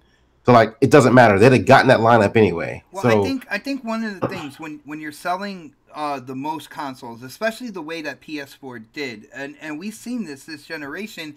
I mean, there are people who have backed their entire YouTube channel on this. Is when you're number one like that, number two gets shitted on, and by gaming media, by Digital Foundry, all that good stuff. So another thing I think people are hoping for is that financial, or that number turnaround. So this way, I guess people are hoping that the shoe goes on the other foot. Me per se, not really. I want fair and balanced gaming media throughout. I want people talking about games and the fun factor, immersion aspect when it comes to games, more than, yo, what's the total resolution? You know what I'm saying? Like, I'm hoping that we get kind of like a renaissance where that becomes an important factor again in terms of gaming, and not necessarily kind of like the technicality or technical side of video games. That's what I'm hoping for. That's why I call these people out, because I'm hoping that it gets back to that. But I think when you are number one, like I said, number two gets shitted on. And you see, number two has been shitted on this entire generation, man. Yeah. So, and PlayStation fans will tell you that the PlayStation 3 got a lot of heat from the gaming media, and that there is no nobody's getting slighted. Everybody's all fair, and I don't know. It's ridiculous. The only thing I can tell you is that there's no other titles that is sold as much as PUBG has on a console. 4 million within a month. It's not even been a month yet, and so it's Halo 5. ridiculous. Halo 5. It took 3 months to go over 5 million. So yeah, that's insane right there. That is insane. But regardless of the fact, I mean, people will nitpick all they want to, because even if you say that, well, that's not an Xbox first party game. Does it matter? Is it on the PlayStation? Is it on the not yet? I mean, it's so stupid. By the time it gets on the other platform, like, people are gonna be like, yeah, all right, whatever. Yeah. So regardless, from my standpoint, was you done, Predator? Yeah, go ahead, man. Okay, so this is my thing. I look at it from two different perspectives. I can understand how people could be nervous about it, especially they're thinking about it will hurt the retailer, and that, you know, just like that guy from Austria that took down all the Xboxes and saying that there's no reason to buy one or to sell one for the mere fact that they're doing with the Game Pass. They want to go all digital. But do you know how little that store is, by the way? No, I don't know how little the store is. But it's in the mom and pop category. Like, that's just another case of. Now, it's cool to look at in case of the future. Like, if GameStop really decides they're going to do stuff and you know, moving into that category. And even in that category, you still have Target, Walmart, and other kind of like bigger stores that deal with more things than just gaming that sell a lot of units in and of themselves. But at the end of the day, you had the gaming media putting that story out there like crazy. And when it came to the Game Pass announcement at first, some of these bigger gaming media sites didn't talk about it for like 24 hours, man. Nobody put it out there like right after the announcement hit, which was really funny to me. I think wait a minute, what day did it announce on? What day did it announce on? That was Monday or Tuesday, wasn't it? It was Tuesday.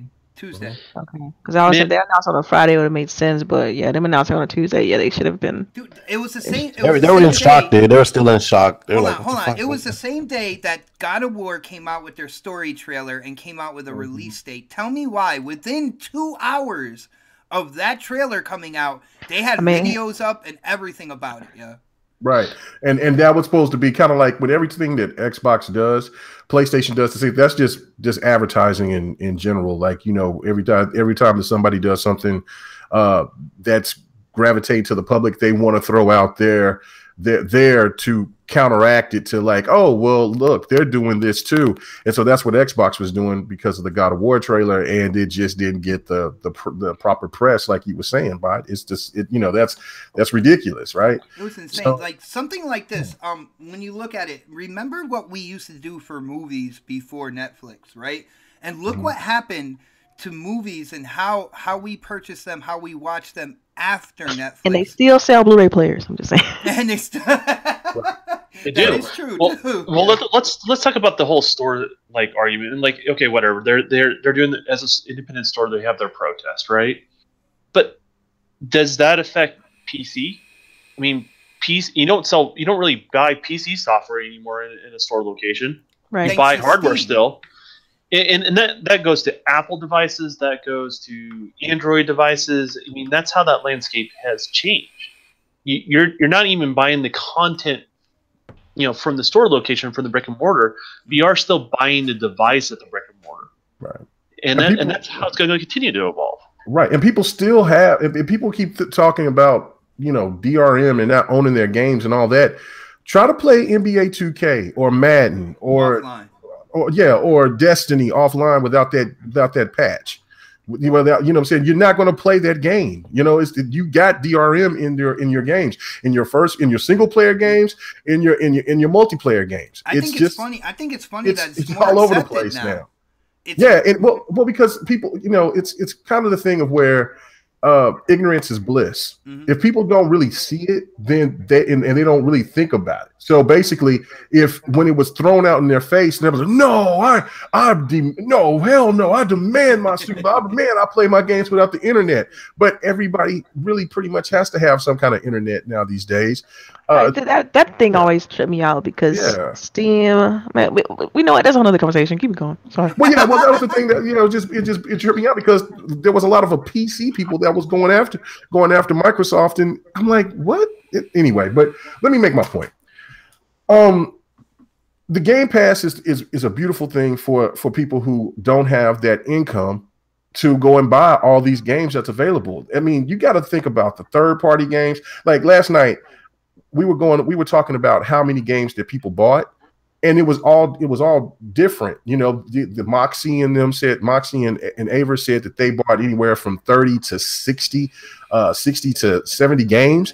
I think Aver said he bought 100 games last year. And then like me and 100, we bought around 60 to 90 games last year.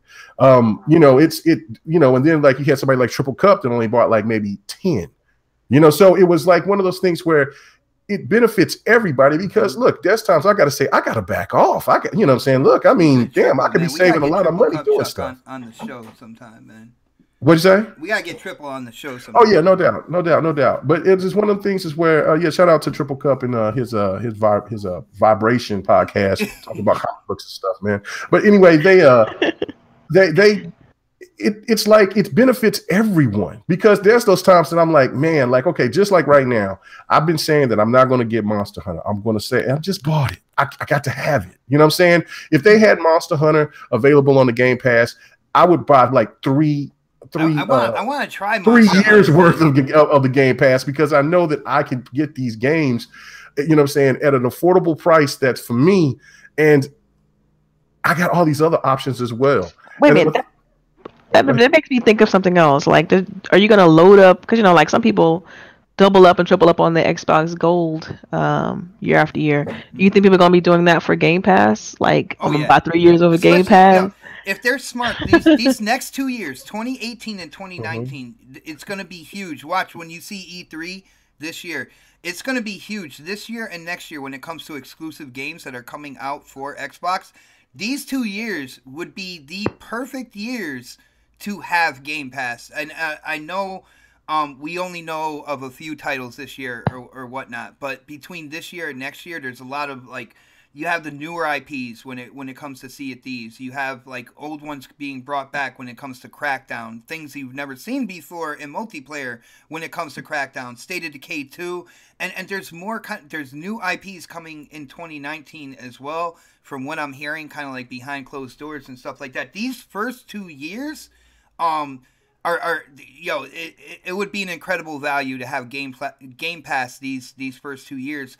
Another thing I wanted to point out, and this is smart marketing on Xbox's part. Now, correct me if I'm wrong, but over the holidays, right? They sold Xbox Ones with 3 months of Game Pass in them. Am I right on that? It was 3 months, right? I don't know if it was 3 months. I mean, I got 14 days. I got a 14 day pass on my X. That's all I remember. It's like 14 days. They got 14 days or 1 month. On the X, then. It might have been I don't know about 3 months though. X. Yeah, I got a holiday bundle or something. Yeah, well, I got 14 days, and then then they gave you another 14 days. Yeah. Like, hey, try that again for another 14. So you basically got the card that came in with the X, right? Yeah. Like 14, it's like 14 days. Oh no, those people that had those special editions that got them early. Yeah, they had like 3 months. Oh damn! Because I was just doing the math in my head. I thought they were giving 3 months of Game Pass out, and if you notice, like people would open up their gifts on the 25th, right? 3 months from then would be March 25th. You freaking Sea of Thieves comes out March 20th. Do you see what I'm saying there? Like, yeah, like the connection you tried to make there. Yeah, the timing would have been perfect, man. But no, okay. This is the thing also that I don't think anybody's talked about. You have to understand that there's net neutrality that's going to get taken away, and that's going to be more disposable income that people can't buy games, because if they implement what it's going to happen, unless something where no, it's actually looking very positive on. I'll tell you about it after. Okay, well, cool. All right, but it can go either way. But it's looking positive for us. Well, hopefully. But if they do the net, but if once they take away net neutrality, and you got to start paying for on services on top of services, people would start looking at Xbox Live as like, you know what? People would be in demand of being pissed off, like how Red Dragon always says it needs to be free like the PC. Well, having the Game Pass and then bringing in these first-party games on top of that, you see the value.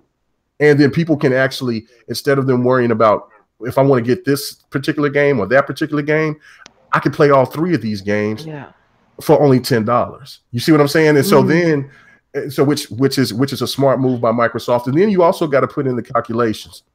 Let's just say that 1 million people signed up, right? And you add up, you got to have Xbox Live Gold for $60. I know you can get it cheaper at other places, but let's just say $60, and then Game Pass is like what, $76 or something like that for the year. That's $176. However I calculate, it was like $100. It's $176 altogether, and then you put that with 1 million subscribers. That's $176 million for the year that Microsoft is getting, and that is going to studios and other and banking on other assets to where, let's just say, for Scalebound, for Scalebound. Okay, maybe. Well, no. Yeah, I know this. The line is hard. No. Let me hear me out. Just like for Scalebound, okay, they canceled it because they were spending too much money on it because they had to save money. That they probably would have let, if they have that disposable income to go to, they probably would have let Platinum Games take a little bit more time to get Scalebound together. Platinum Games was ripping off Xbox, I know they were ripping them off, because I would have fired Platinum Games months ago. Well, no. I totally agree. I totally agree with that. But what I'm saying is that hypothetically, they could have gave Platinum Games more time instead of hemorrhaging the money that they were at the time when they didn't have this type of service. And they that money would have gone somewhere else. Well, I'm just saying that it could go to other. But K-Megan, let me ask you this question though.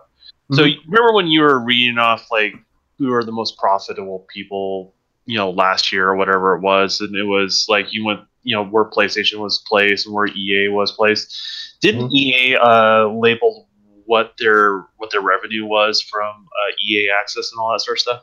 Oh yeah, they did. Yeah, how much was that? Hold on, you're gonna make me go to the book. Because that is the closest. That's the closest metric we have, right, in the gaming world to that. And obviously, EA is much smaller than I was going to say, that's a lot Microsoft as a whole. Yeah, that show GRG caused a lot of attention, man, because Microsoft being the #1 publisher, just killing everybody. But let me go and find that. Guys, I hope as he's looking for that, I just want to throw out there, and anybody on the panel can kind of chime in. I can see this being revolutionary within the console gaming industry, and I know Crap said about eventually an Xbox app where you could play your games on tablets and cell phones and whatever and stuff like that. And I was one of the people last night that said, but that doesn't have anything to do with the console. At the end of the day, when games did Play Anywhere and went to PC as well, I was one of the people out there stating, well, there'll still be a console because of the way the console gaming community is. There's people that will always want a console by their TV to play the games in the truest way that they are supposed to be played, the strange thing is PC is complementary to console and vice versa, right? So the improvements, like the people that buy high-end PC hardware, they subsidize our cost for our X, right?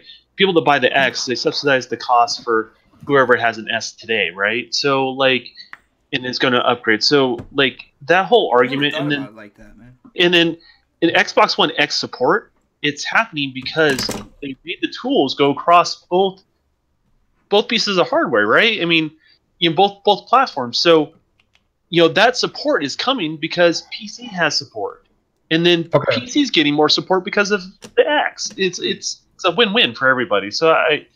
Well, let me go ahead and read this to you. Okay, EA was number 6 on the list for last year, and their profit was 967 million, with 50% of the profit coming from EA Access. Holy crap! Wow.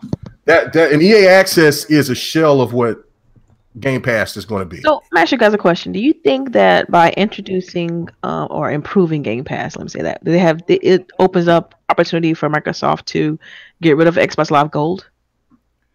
No. I think they'll couple them They probably together. make too much money off. I think that's why they're coupling it together. I think that's because a lot of people are going to make the complaint, because you start the rumor. I mean, the rumblings haven't been that loud, except for like PC community, because that's one reason to give them. That's why I said that. That's why I posed that question, because it's like now, if the Game Pass gets big enough and I'm getting a large adoption rate, it open them opportunity to bundle it with Xbox Live Gold and be like, okay, we don't even have to have the Gold subscription. If you sign up for Game Pass, you got everything. Well, the real answer is when Gold becomes a barrier for people not to get Game Pass and they can make more money from just having Game Pass, I think I can see that jump happening. Right. Or they may jump, the shark early just to get people in that mindset. But the numbers, I would say, have to add up in that sense, and I don't know where we don't know where they're at in Game Pass. So now, do you have to have Gold to use Game Pass? Yes, because to play games online. Yeah, play games offline. Yeah, play online games. And also put this in consideration, guys, is that Microsoft is going to be putting themselves in basically in competition with one another, which is a smart move, because let's just say that for the average gamer, they'll have Game Pass for around 4 months. And we all know that 4 months is that threshold for how long gamers can actually stay on that particular game. They can start reducing the prices that gives them time to reduce the price of that game that came out to be cheap enough to where that person like, well, you know what? Hey, I may not be on Game Pass, but I could go ahead and buy this game because it's affordable enough now. And I think that's what they're going to do. They're not still going to be 60. I mean, you see deals that's in the UK and other places where CPs is $41 off of Prime. The more and more you research this, the more and more you look at the numbers, they start to balance out. You're like, okay, they start to even go above and beyond what they have been making this year as well. I think the precedence with the EA thing is it tells it all, right? Like people can argue all they want, but the numbers are right there in front of you. EA has reported their earnings; half of their profit is from EA Access. Half. Half. That's insane. But here's the thing: is like I don't think any of these companies want to dump. I mean, obviously they want to be less on the physical, but it doesn't really matter because the way they're looking at it is, the more they can spread out the different forms of revenue, the better. The bigger net they can cast, the better. And I think that's the kind of the mindset. Smart fishermen, that's what they would say. Yeah, that's what you really are trying to do. So you're trying to cast the biggest possible net out there. So they're not going to limit your ability to buy something, because the reality is they're still making money on that, and it's profitable for them to do that. It's profitable to do this. So it doesn't really matter to them. Correct me if I'm wrong, but if you have Game Pass and say, you play Sea of Thieves when it comes out and you want to buy it, isn't there like a 10 or 20% discount if you have Game Pass to buy that game digitally? It's based on per month, I think, is from what I understood. So like if let's say you dive in for Game Pass for a month, right? You're about to balance out, but you want to buy those games, you get 10% off. I think and it's up to when you go to 2 months, and if you want to bail out and you want to buy in those games, I think it's 20% off. And I think that's where they max out. That's where they max out, but then it starts paying for itself. Now, but what if you want to keep? What if you want to keep Game Pass, but you feel like maybe down the line you might get rid of it at some point, and you just want to kind of solidify that you have that game and buy it digitally? Will you have that discount? So say Like if you have, I don't know if it's after you cancel it or not. I haven't looked into it because I don't actually have Game Pass, so like I haven't really looked that far into it. I did hear about a discount though if you want to buy the game digitally and you have Game Pass as well. I also found out that somebody said gold subscription is required for Game Pass. It's not. It's not, but the games that the are multiplayer. on Game Pass, For the multiplayer games, like for instance, if I want to play Ninja Gaiden Black, I can have Gold Pass and play Ninja Gaiden Black. Like, you know what I mean? Yeah. So. But the majority of the library is still, I mean, it's Xbox, right? Really, so all the games that's coming out, all the new first-party games that's coming out are going to be multiplayer oriented, and that's and then you got to also look at this is that they want that game to be sold. You know, but because a lot of people get this misconception of that. Well, this game has got to be sold at this particular price in order to make in order, like they got the mind of the dinosaur, that Barney Rubble. That's why I gave that name to Porter Rock. I was just like, you know what I'm saying? It's like you got to get your head out of the old school way. Yeah, they make more money off of microtransactions and off of other things that goes on with the game than they do the actual retail price of that game. And that's why Microsoft is. I think this is a smart move because pretty much all the games that's going to be coming down the line this year, they're all going to have some kind of multiplayer aspect to it. If Halo 6 come out, it's going to be multiplayer oriented. If Forza Horizon 4, multiplayer oriented, and people are going to buy the passes and all of those things, even though they're thinking they're getting away with spending. You know, getting away with murder by paying the $10 a month, which you're still paying $10 each month out of the year. They're still making more money than what you could ever think of. Dog, I'm telling you right now, right? When Forza Horizon 4 comes out, because I have Game Pass, right? I am going to go and I am going to buy the season pass to Horizon 4 with money that I would have normally used to buy the full game. And a lot of people's going to do that. And you know what? And when Forza Horizon 4 comes out, and even let the fanboys talk and say what they want to.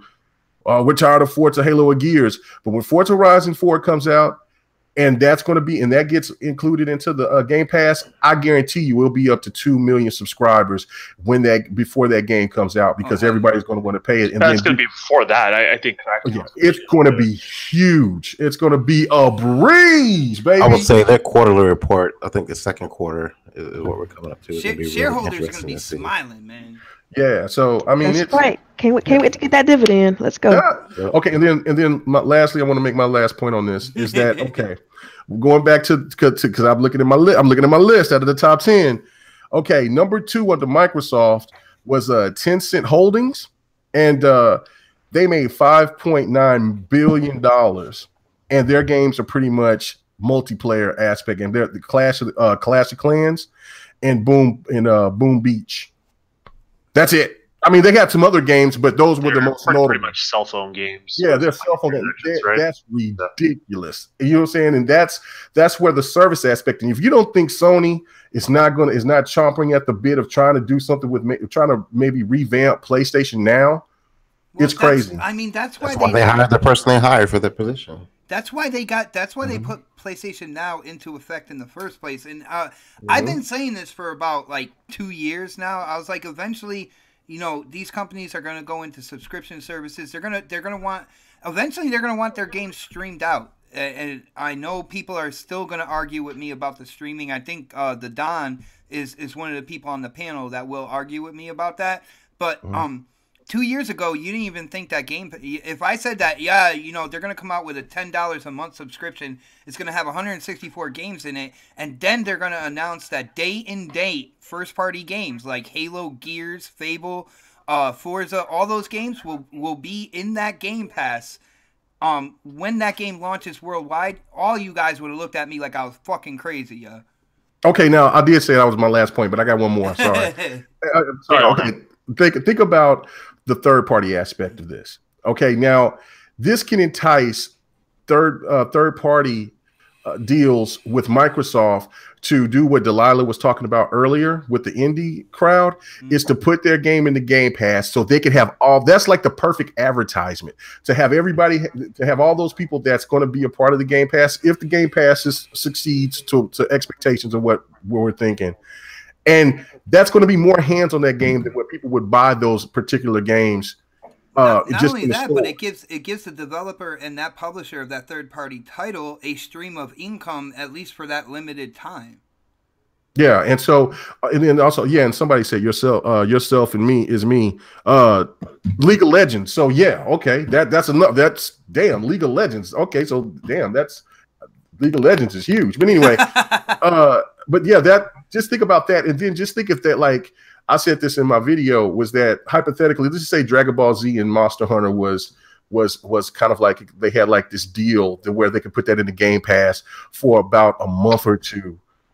Do you not think people are going to just jump on there and then want to try to play that game, and then they get like some kind of deal to where they get like maybe 20% off once, you know what I'm saying, after if they just want to go to buy the game outright? You don't think third parties is not going to jump on that to get, you know what I'm saying, not only to have so many people playing their game, but also to have the aspect of having them to buy that game Phil already just for a little bit less. I think Phil came out on Twitter today and actually he addressed the whole third party thing and said that there are publishers that are interested. They're kind of looking and seeing what's going to happen with the first party.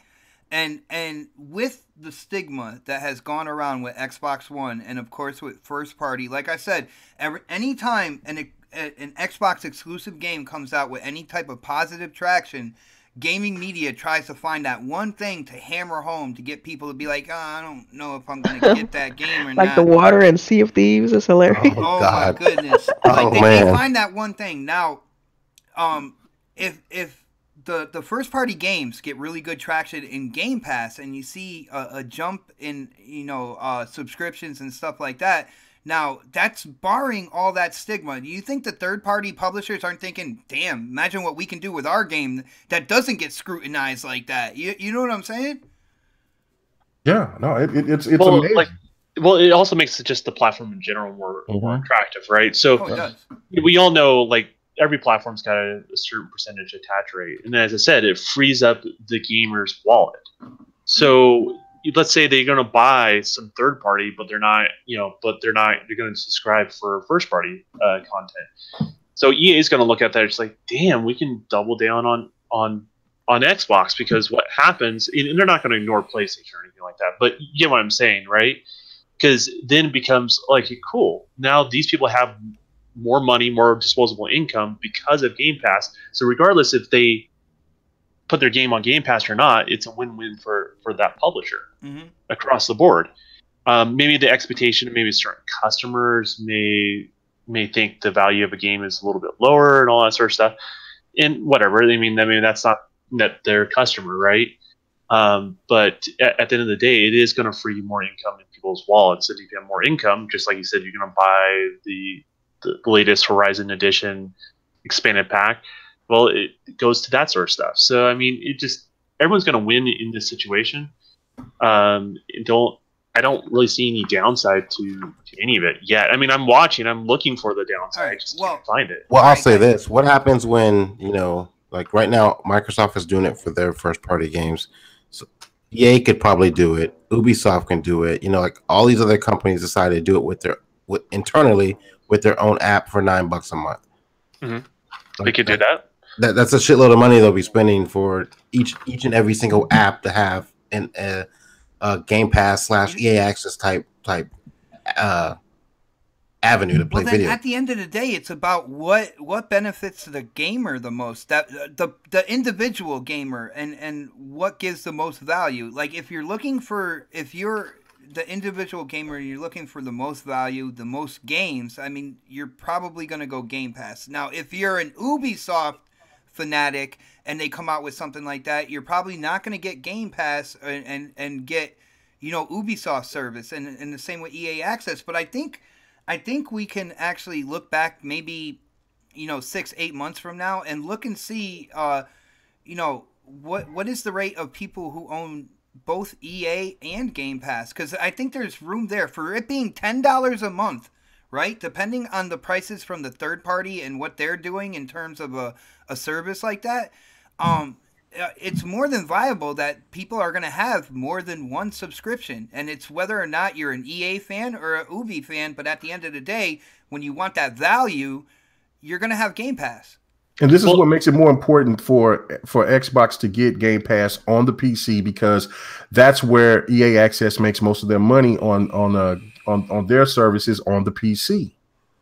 So it's more robust on the PC. They give more games on the PC version than they do the Xbox version.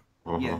But Pret, did that answer your question, man? At least on my yeah, it answered my. That was more of a hypothetical question. Well, I mean, look at me for example, right? Like you can't. You have no hair. Well, yeah, you just admitted that now. You just gotta look away when I'm talking. You're talking, right? But you know, I for example, I don't have anything against EA like a lot of other people do, right? And I'll buy a couple of their games. I bought the Star Wars Battlefront 2 game, regardless of the controversy and stuff like that. But I don't play any sports games. I don't really enjoy playing Madden or anything like that. And I maybe played a little, I bought Titanfall and stuff like that. So for me, it just makes sense for me to just simply buy the game. It doesn't make sense for me to do the service, because the service doesn't have that much value for me, because the majority of the games on there are games I don't play. Mm-hmm. So, EA doesn't care. EA doesn't care if I paid for the service or bought those games. They just care that I'm buying something, regardless if it's a service or a game. And that's just kind of how it all works out. They just don't want to cut off any revenue stream. They just want to create more. All right, guys. Before we move on from this, there's just one more piece of this subject I want to tackle with you guys, and I hope our boy Dark, I hope he's awake here. I hope we didn't put him to sleep or anything. But, no, man, you guys didn't put me to sleep. I just like listening to what you guys had to say. You guys had really good points. I mean, it makes sense.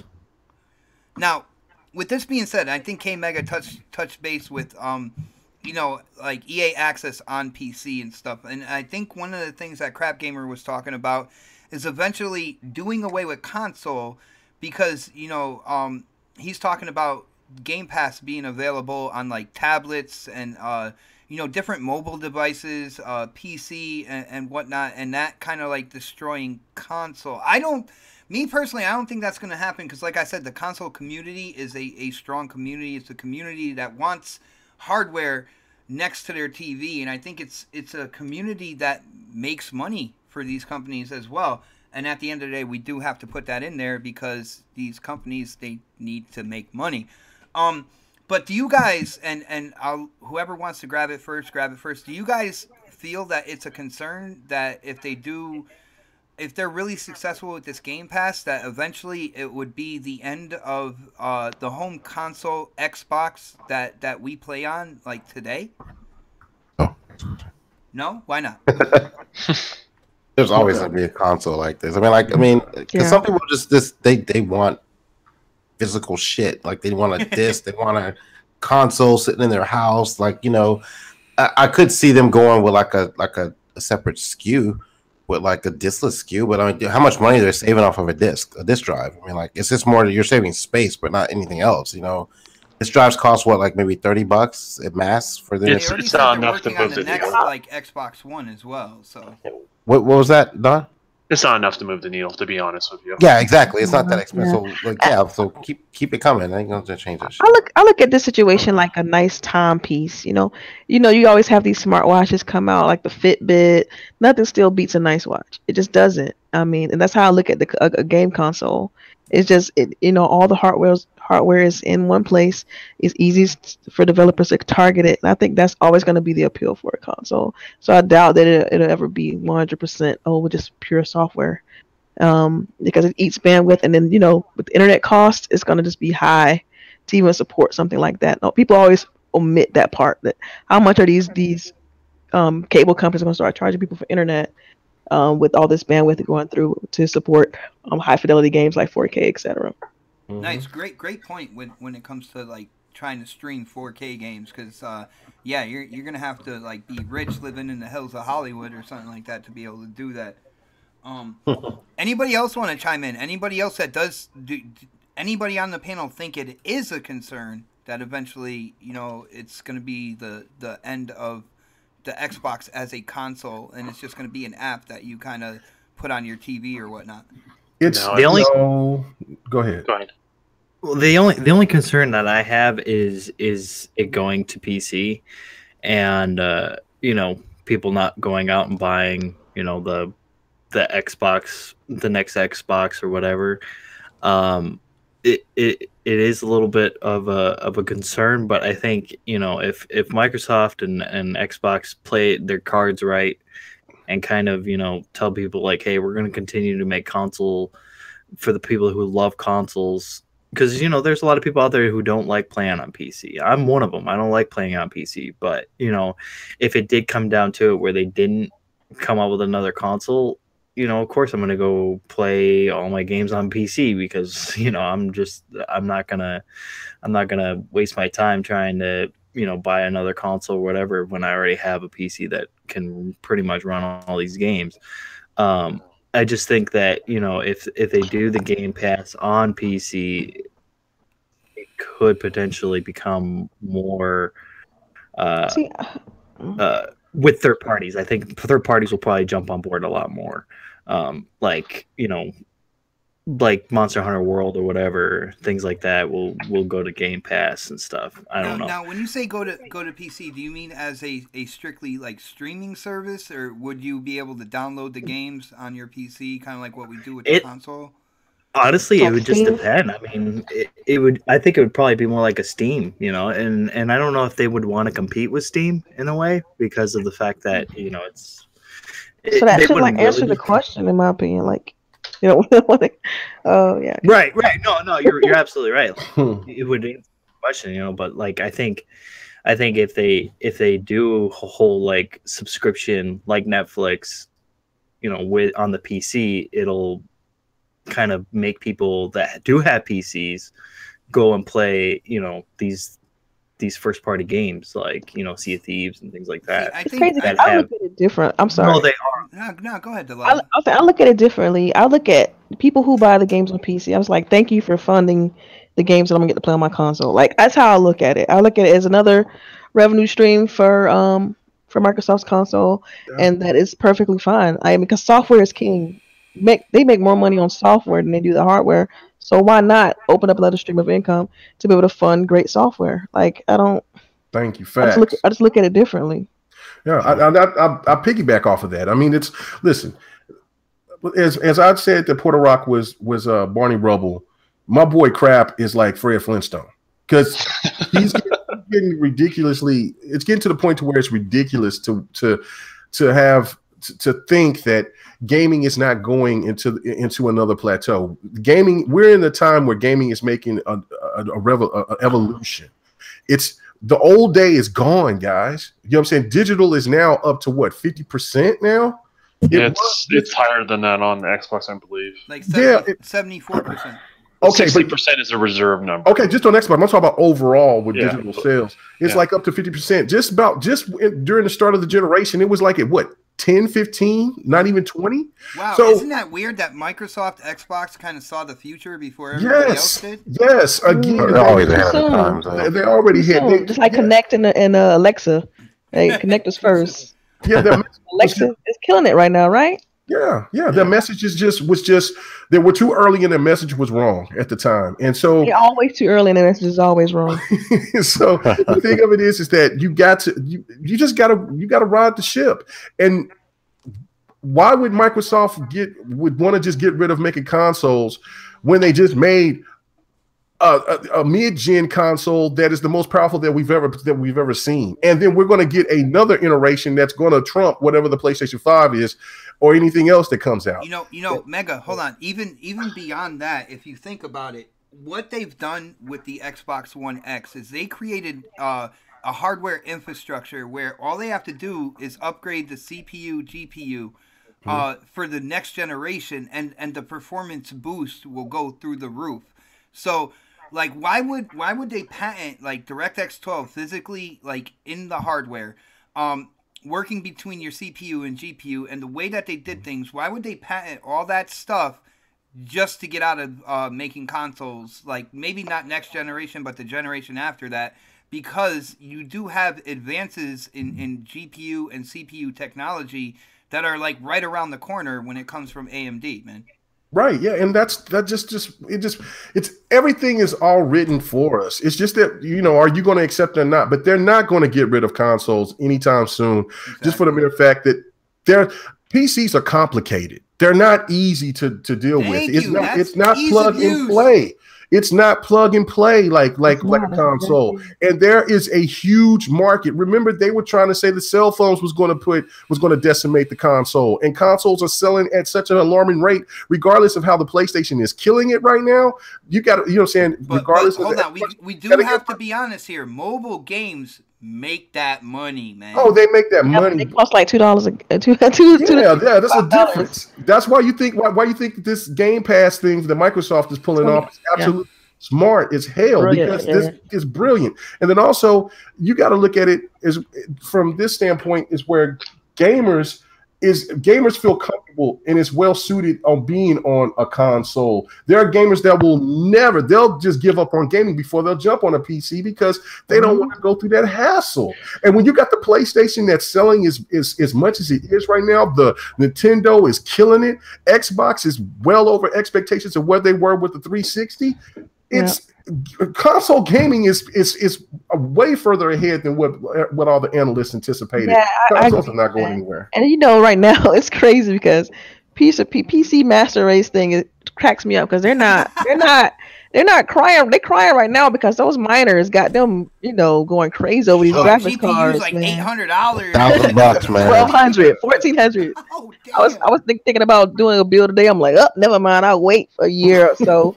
Because well, you know what's funny? If that mining thing does like maintain for a couple years or whatever, with Microsoft starting you know, their next generation console already, they already struck a deal with AMD for their CPU GPU technology. They're just putting it all together. Is that AMD is not really making money off that whole price influx? Like they're not. It's because they already sold the graphics cards over to a third party. Yeah, so it's like they're not right. The vendors are the ones making the money, not AMD. So it's not going to affect someone who doesn't deal. We have to start a computer hardware business like right now, sir. You know what's funny? That graphic card I'm going to give you bought, like it literally was like, oh, maybe I can get like $20 for just the way like, you know, hardware was going. Now I can get $150 for it. You already told me, man. I'm giving it to you. That hasn't changed. We got big plans. Well, you're different than a lot of friends I have. I'm just saying. No.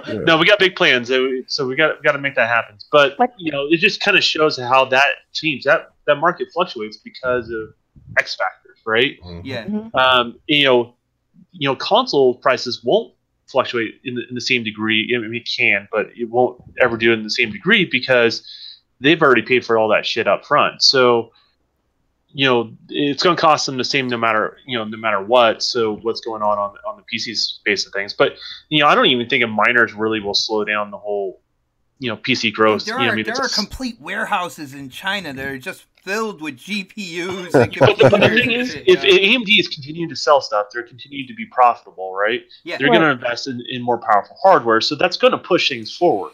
So, you know, they don't, you know, AMD doesn't care if it's the PC gamer that's doing it or a miner, right? They're selling hardware's moving, and there's more demand for more orders. So that's just kind of how that works for that. So PC market, you know, when they have these like minor spikes like this, what it does is it kind of hampers things for a little bit, and then they kind of get over that hump, and then, you know, more hardware hits the market, or there's a generational leap in what hardware can do, or miners will sell it secondhand and you get a good deal. You just had to wait a little longer. So it just really depends. Well, and you also got to think that if AMD doesn't do well, because NVIDIA is still kicking ass right now, Microsoft is right there to let AMD fall right in their lap. Come here, we got you. You know what I'm saying? Because remember, they offered to get them to acquire them last time. It wouldn't be no doubt in my mind that Microsoft. Dude, you're so excited about that whole possibility that you're stuttering, man. It is like it's mind-boggling because Microsoft is doing everything while everybody's paying attention to console sales numbers and all this. Microsoft is buying clouds. They're buying with the Havoc engine. They going and getting this. They implement they're surrounding the market slowly but surely to take over. It's like right there, like look, PlayStation, go ahead, keep dominating. It's all right. Because by the time that we get this and we get that, you're going to be paying us something and we'll share it with you because it's all about the dollar. See, everybody thinks that Microsoft is going to do some crazy shit like put Game Pass on the PlayStation, which will never happen. That's the dumbest thing that I ever heard because of two factors. PlayStation would be losing a hell of a lot of money. Sony would say no to that anyway. Well, yeah, that's what I'm saying. Sony would say no for one because they got PlayStation Now, and if they just bring the Game Pass, do you know how many people would jump on the Game Pass on the PlayStation side? Yeah, they could have the talk, but Microsoft is going to be making tons of money while PlayStation Now and Gaikai was just a waste of millions of billions of dollars. If you look how Sony actually makes their money, right? It's software, third party or first party. It's all that, right? They get a cut of each one of those sort of things, right? So the Xbox Game Pass is in there, like Microsoft would have to pay them a ton of money because it would cut into those sales for them. They're more likely to try to come up with their own version of Game Pass than the other way around. Absolutely. So, that's just kind of how that's all going to work. But no, I don't think this. Let me correct myself. By the way, I said I'm going to correct myself in terms of Game Pass being on a PlayStation product. I say as of now, they won't do it. All right, but at the end of the day, I do have to say, I said this before, I'm going to say it again. These companies are trying to do streaming services. Now, if they do set-top boxes, not this next generation, but maybe the generation after that, maybe then. But in terms of like, but you're in the thought future, process. No, they're not going to have any hardware. Yeah, well, that's the only. I mean, is that your thought process, Xbox? Because unless at the end of the day, they want to cut that's a manufacturing costs. machine. Let's That's just be honest. All right, That's they right, invested. Colin. They invested. Hold on, both Xbox and PlayStation, respectively, have invested a lot of money in servers. Right? You have the Azure cloud, which Microsoft uses for more than gaming, but they have an incredible amount of server farms out there. You think that it's not ready yet? It's nowhere near. Well, I'm not saying right now, guys. I'm not saying right But the now. thing is, I mean, this is just Phil said logical. 3 years. Phil said 3 years, not too long In ago. 3 years, if they be able to put a server in your backyard, then yes, that's a viable option. Oh, they can. I don't care. Yo, put a server in my backyard. But that's what they would have to do, though. From a logistics standpoint, that's what they have to do. So this happens in technology all the time. Me and Don right? argue over this all the time, by the way. This is actually our first argument before we even did Next, right? So, here's the harsh reality: technology will go certain ways, and then something happens, and all of a sudden it takes a left turn. I'll use something in computer graphics, for example. NURB-based modeling, which no one even knows what that is today, was thought to be the future of game models. Matter of fact, there are magazines advertising the PlayStation 3 before the PlayStation 3 was actually done, talking about how it's going to be able to do NURB-based modeling. And what people don't know about that is, how polygons look, very octagon-ish. Yeah. Well, NURB-based, it's an actual true math, so what it does, it makes it completely round. But also in technology, it took this left turn, and also we had these huge advancements of what they call normals. That's what allows a polygon object to look round, but not actually be round. And then they improved it with normal mapping. So by the time the PlayStation 3 came out, there was no NURB-based model games on that device, and it could have done it very, very well the way the cell processor works. They missed the boat. This is the same thing with dedicated streaming. It has already happened. We've seen Gaikai, we have seen Live, we have seen these services, and they're better than what we would expect, but the reality is that they're running into a brick wall. What Microsoft is doing is they're using servers as another pillar, right? So they're not using it as a dedicated streaming. They're using it for other things to help aid the hardware that's in your home. So that is the future. That straight up is the future. It's going to be another pillar. Will we see some streaming games? Sure. Will it dominate the market? No, because latency is always going to be an issue. The quality is always going to be an issue. No matter how much they improve it, a box in your home will always be able to perform better than a server remotely. Yeah. Why do you think Steam tried to make the Steam machines? Because they tried to cut in on console. And why? And if consoles were a dying thing, then why would Steam even try to attempt to do that? Or Sega or Atari trying to make consoles again and wood grain I can't believe we're talking about this when PlayStation has got like 70 plus consoles and Microsoft's got like at least half that. So I mean, come on. And theirs is a stream based service, right? So like, and they're the ones ahead of everybody right now. Love or hate it, as far as when it comes to actually streaming games, they're the best service out there as of right now. Oh yeah, well, what other service is there to compare it to?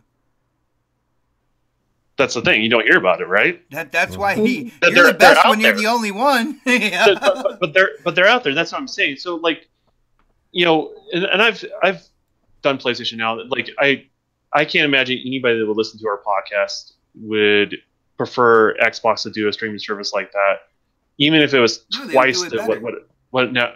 Even if it was twice what PlayStation Now is. Like it still wouldn't meet up to the standards of the traditional gamer. Now, it does have a market. Like there is a market for it, obviously, because cell phone games are very profitable, and not all that stuff is processed on your phone, of course, right? So I mean, there's a place for it, but it's just more of a pillar. It's like saying hard drives are going to replace RAM, or CPU is going to replace your graphics card. It just doesn't work like that. I got you. Well, guys, at the end of the day, I mean, I really love the discussion we had over this because everybody was able to get their opinions out there. Dark Optimus' opinions were very quick, but he was to the point with what he thought about it and everything like that. But I do have people in the chat saying, "Hey, yo, what's going on, guys? It's Saturday. We want to play games as well."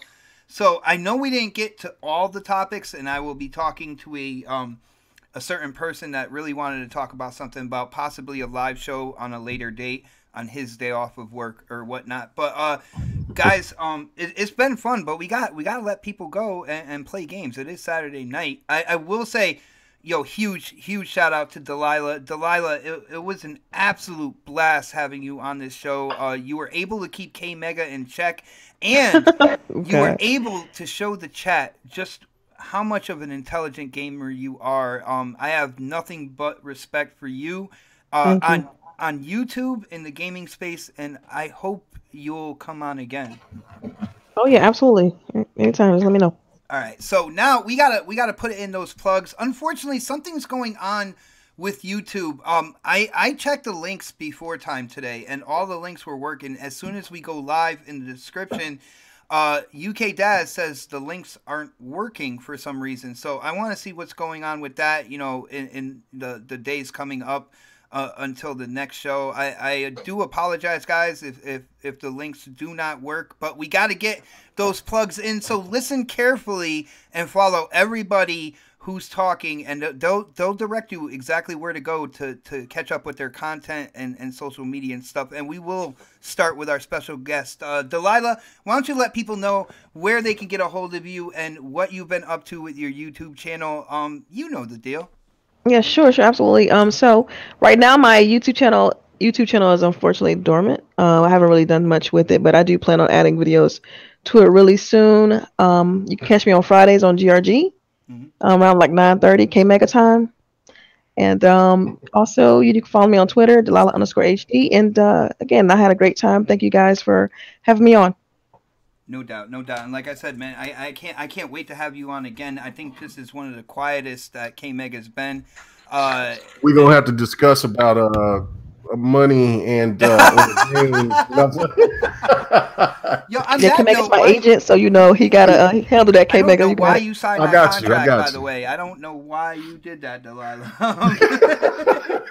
But since he wants to chime in, let's get that Dead Sea Scroll out of the way. Why don't you let people know, if they live under a rock or something, where they can find you as well, what you've been up to on your channel, man. You know the drill. Oh man, just come check me out on my channel at KMega405. The GRG podcast channel is back up. It's live, man. Big shout out to Bloody Knuckles and 108 Dragons for putting out tons of content. Just those two, and so hopefully Delilah and Lady Infamous and the rest of the crew will start putting out Triple Cup of Chuck, and them will put out more content on there because it's back up and it's live. You catch me on the multiplayer, probably being more quiet than anything because it just gets ridiculous now. I mean, I just hear some these PlayStation fans lose their damn mind. But anyway, you catch me on there. And then, of course, here the next podcast. Much love to my family, and then to my other family, man. The GRG podcast every Friday night, man. Couldn't be more happy to everybody to hear Delilah HD going ham, because that's the one reason why I had to get her on the show, because she's highly intelligent and her skills is unmatched to me. Dude, when it comes to Delilah, it's really hard to argue with somebody who makes so much damn sense, man. Well, yeah, that's the reason why I wanted her and Don to just feed us with so much information, man. Because I mean, like, Don be breaking it down and doing his thing, and then Delilah do her thing, and then I was like, man, I could just sit back and be quiet and just drink. I could do 100. But anyway, so yeah, man, and then also BGST.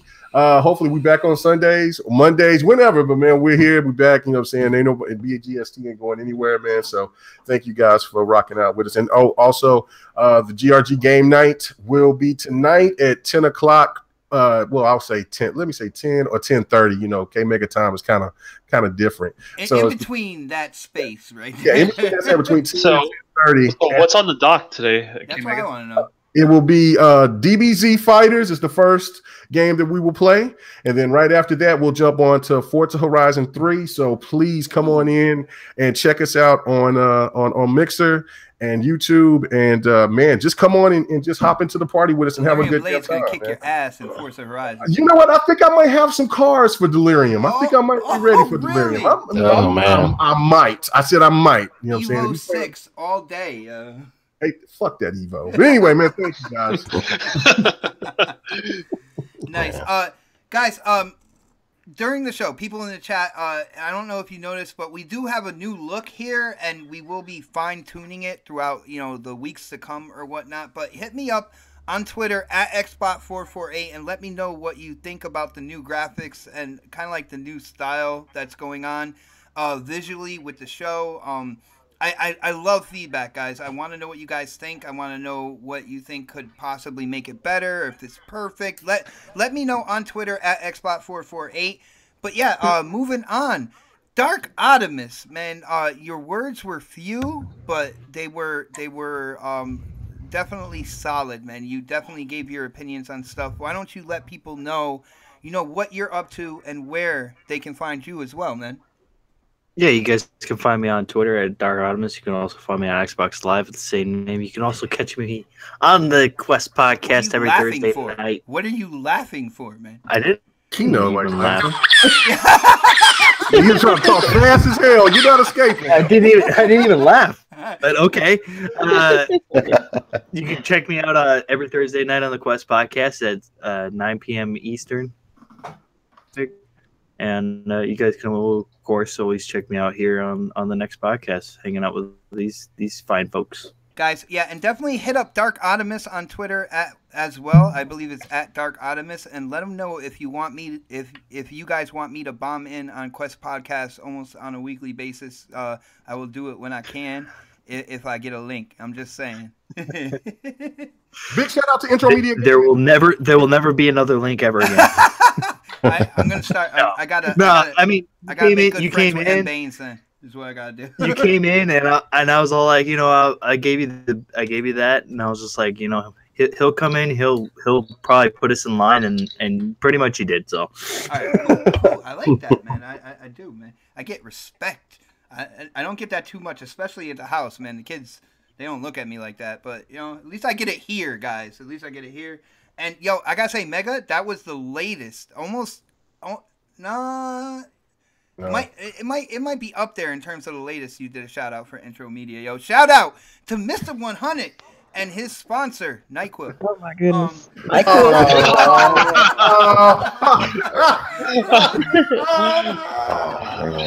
Nah, for real, huge shout out to Intro Media Gaming. You guys are amazing. I love catching you guys on streams and stuff like that, especially. On Mixer. You guys give me a reason to go in and check out Mixer even more. So huge shout out to you guys. Next on the list, let's get the Don out of the way, man. He's talked so much today. Wait, are we still on air? Yeah. It goes for a while. Sorry. Yeah. Don, why don't you let people know where they can find you, all that good stuff, really quick. Man, there's a link at the bottom. There's a link for everyone. Just hit Twitter and you'll know what we're doing. Yeah, it finally went through. It saved and it actually went through today, so that's pretty good. Nice. Yo, now you see where I get the long outros out, Delilah. Yo, Predator, man, you know the deal. Let people know where they can find you. Where you actually season those chicken dinners and stuff like that, so we can come and rate them. Man, you know the deal. Predator_H2OS at YouTube, Xbox Live, PlayStation 4.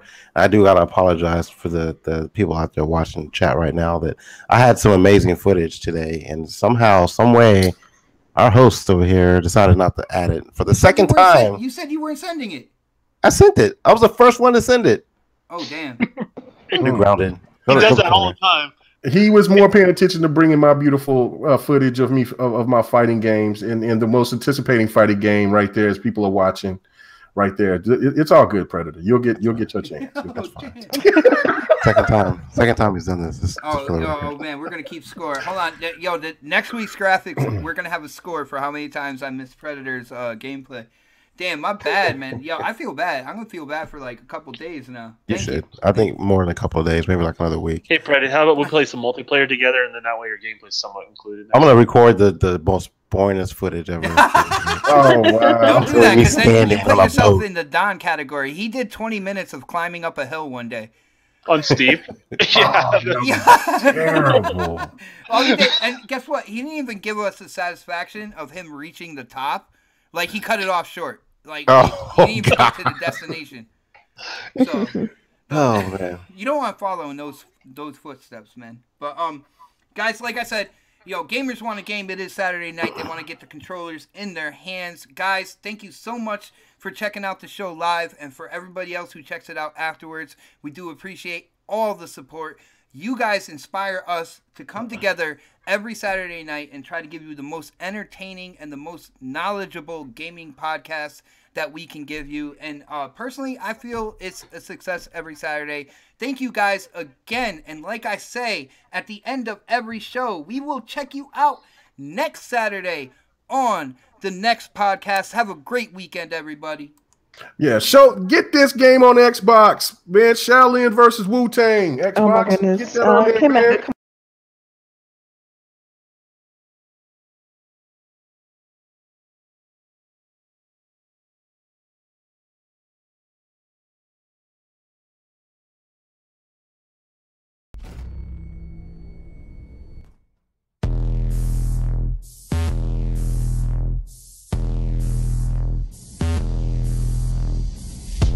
Determination to conquer all my ambitions, despite all the conditions. In light of my past decisions, made it to this position, and so my disposition, not seeing no limits.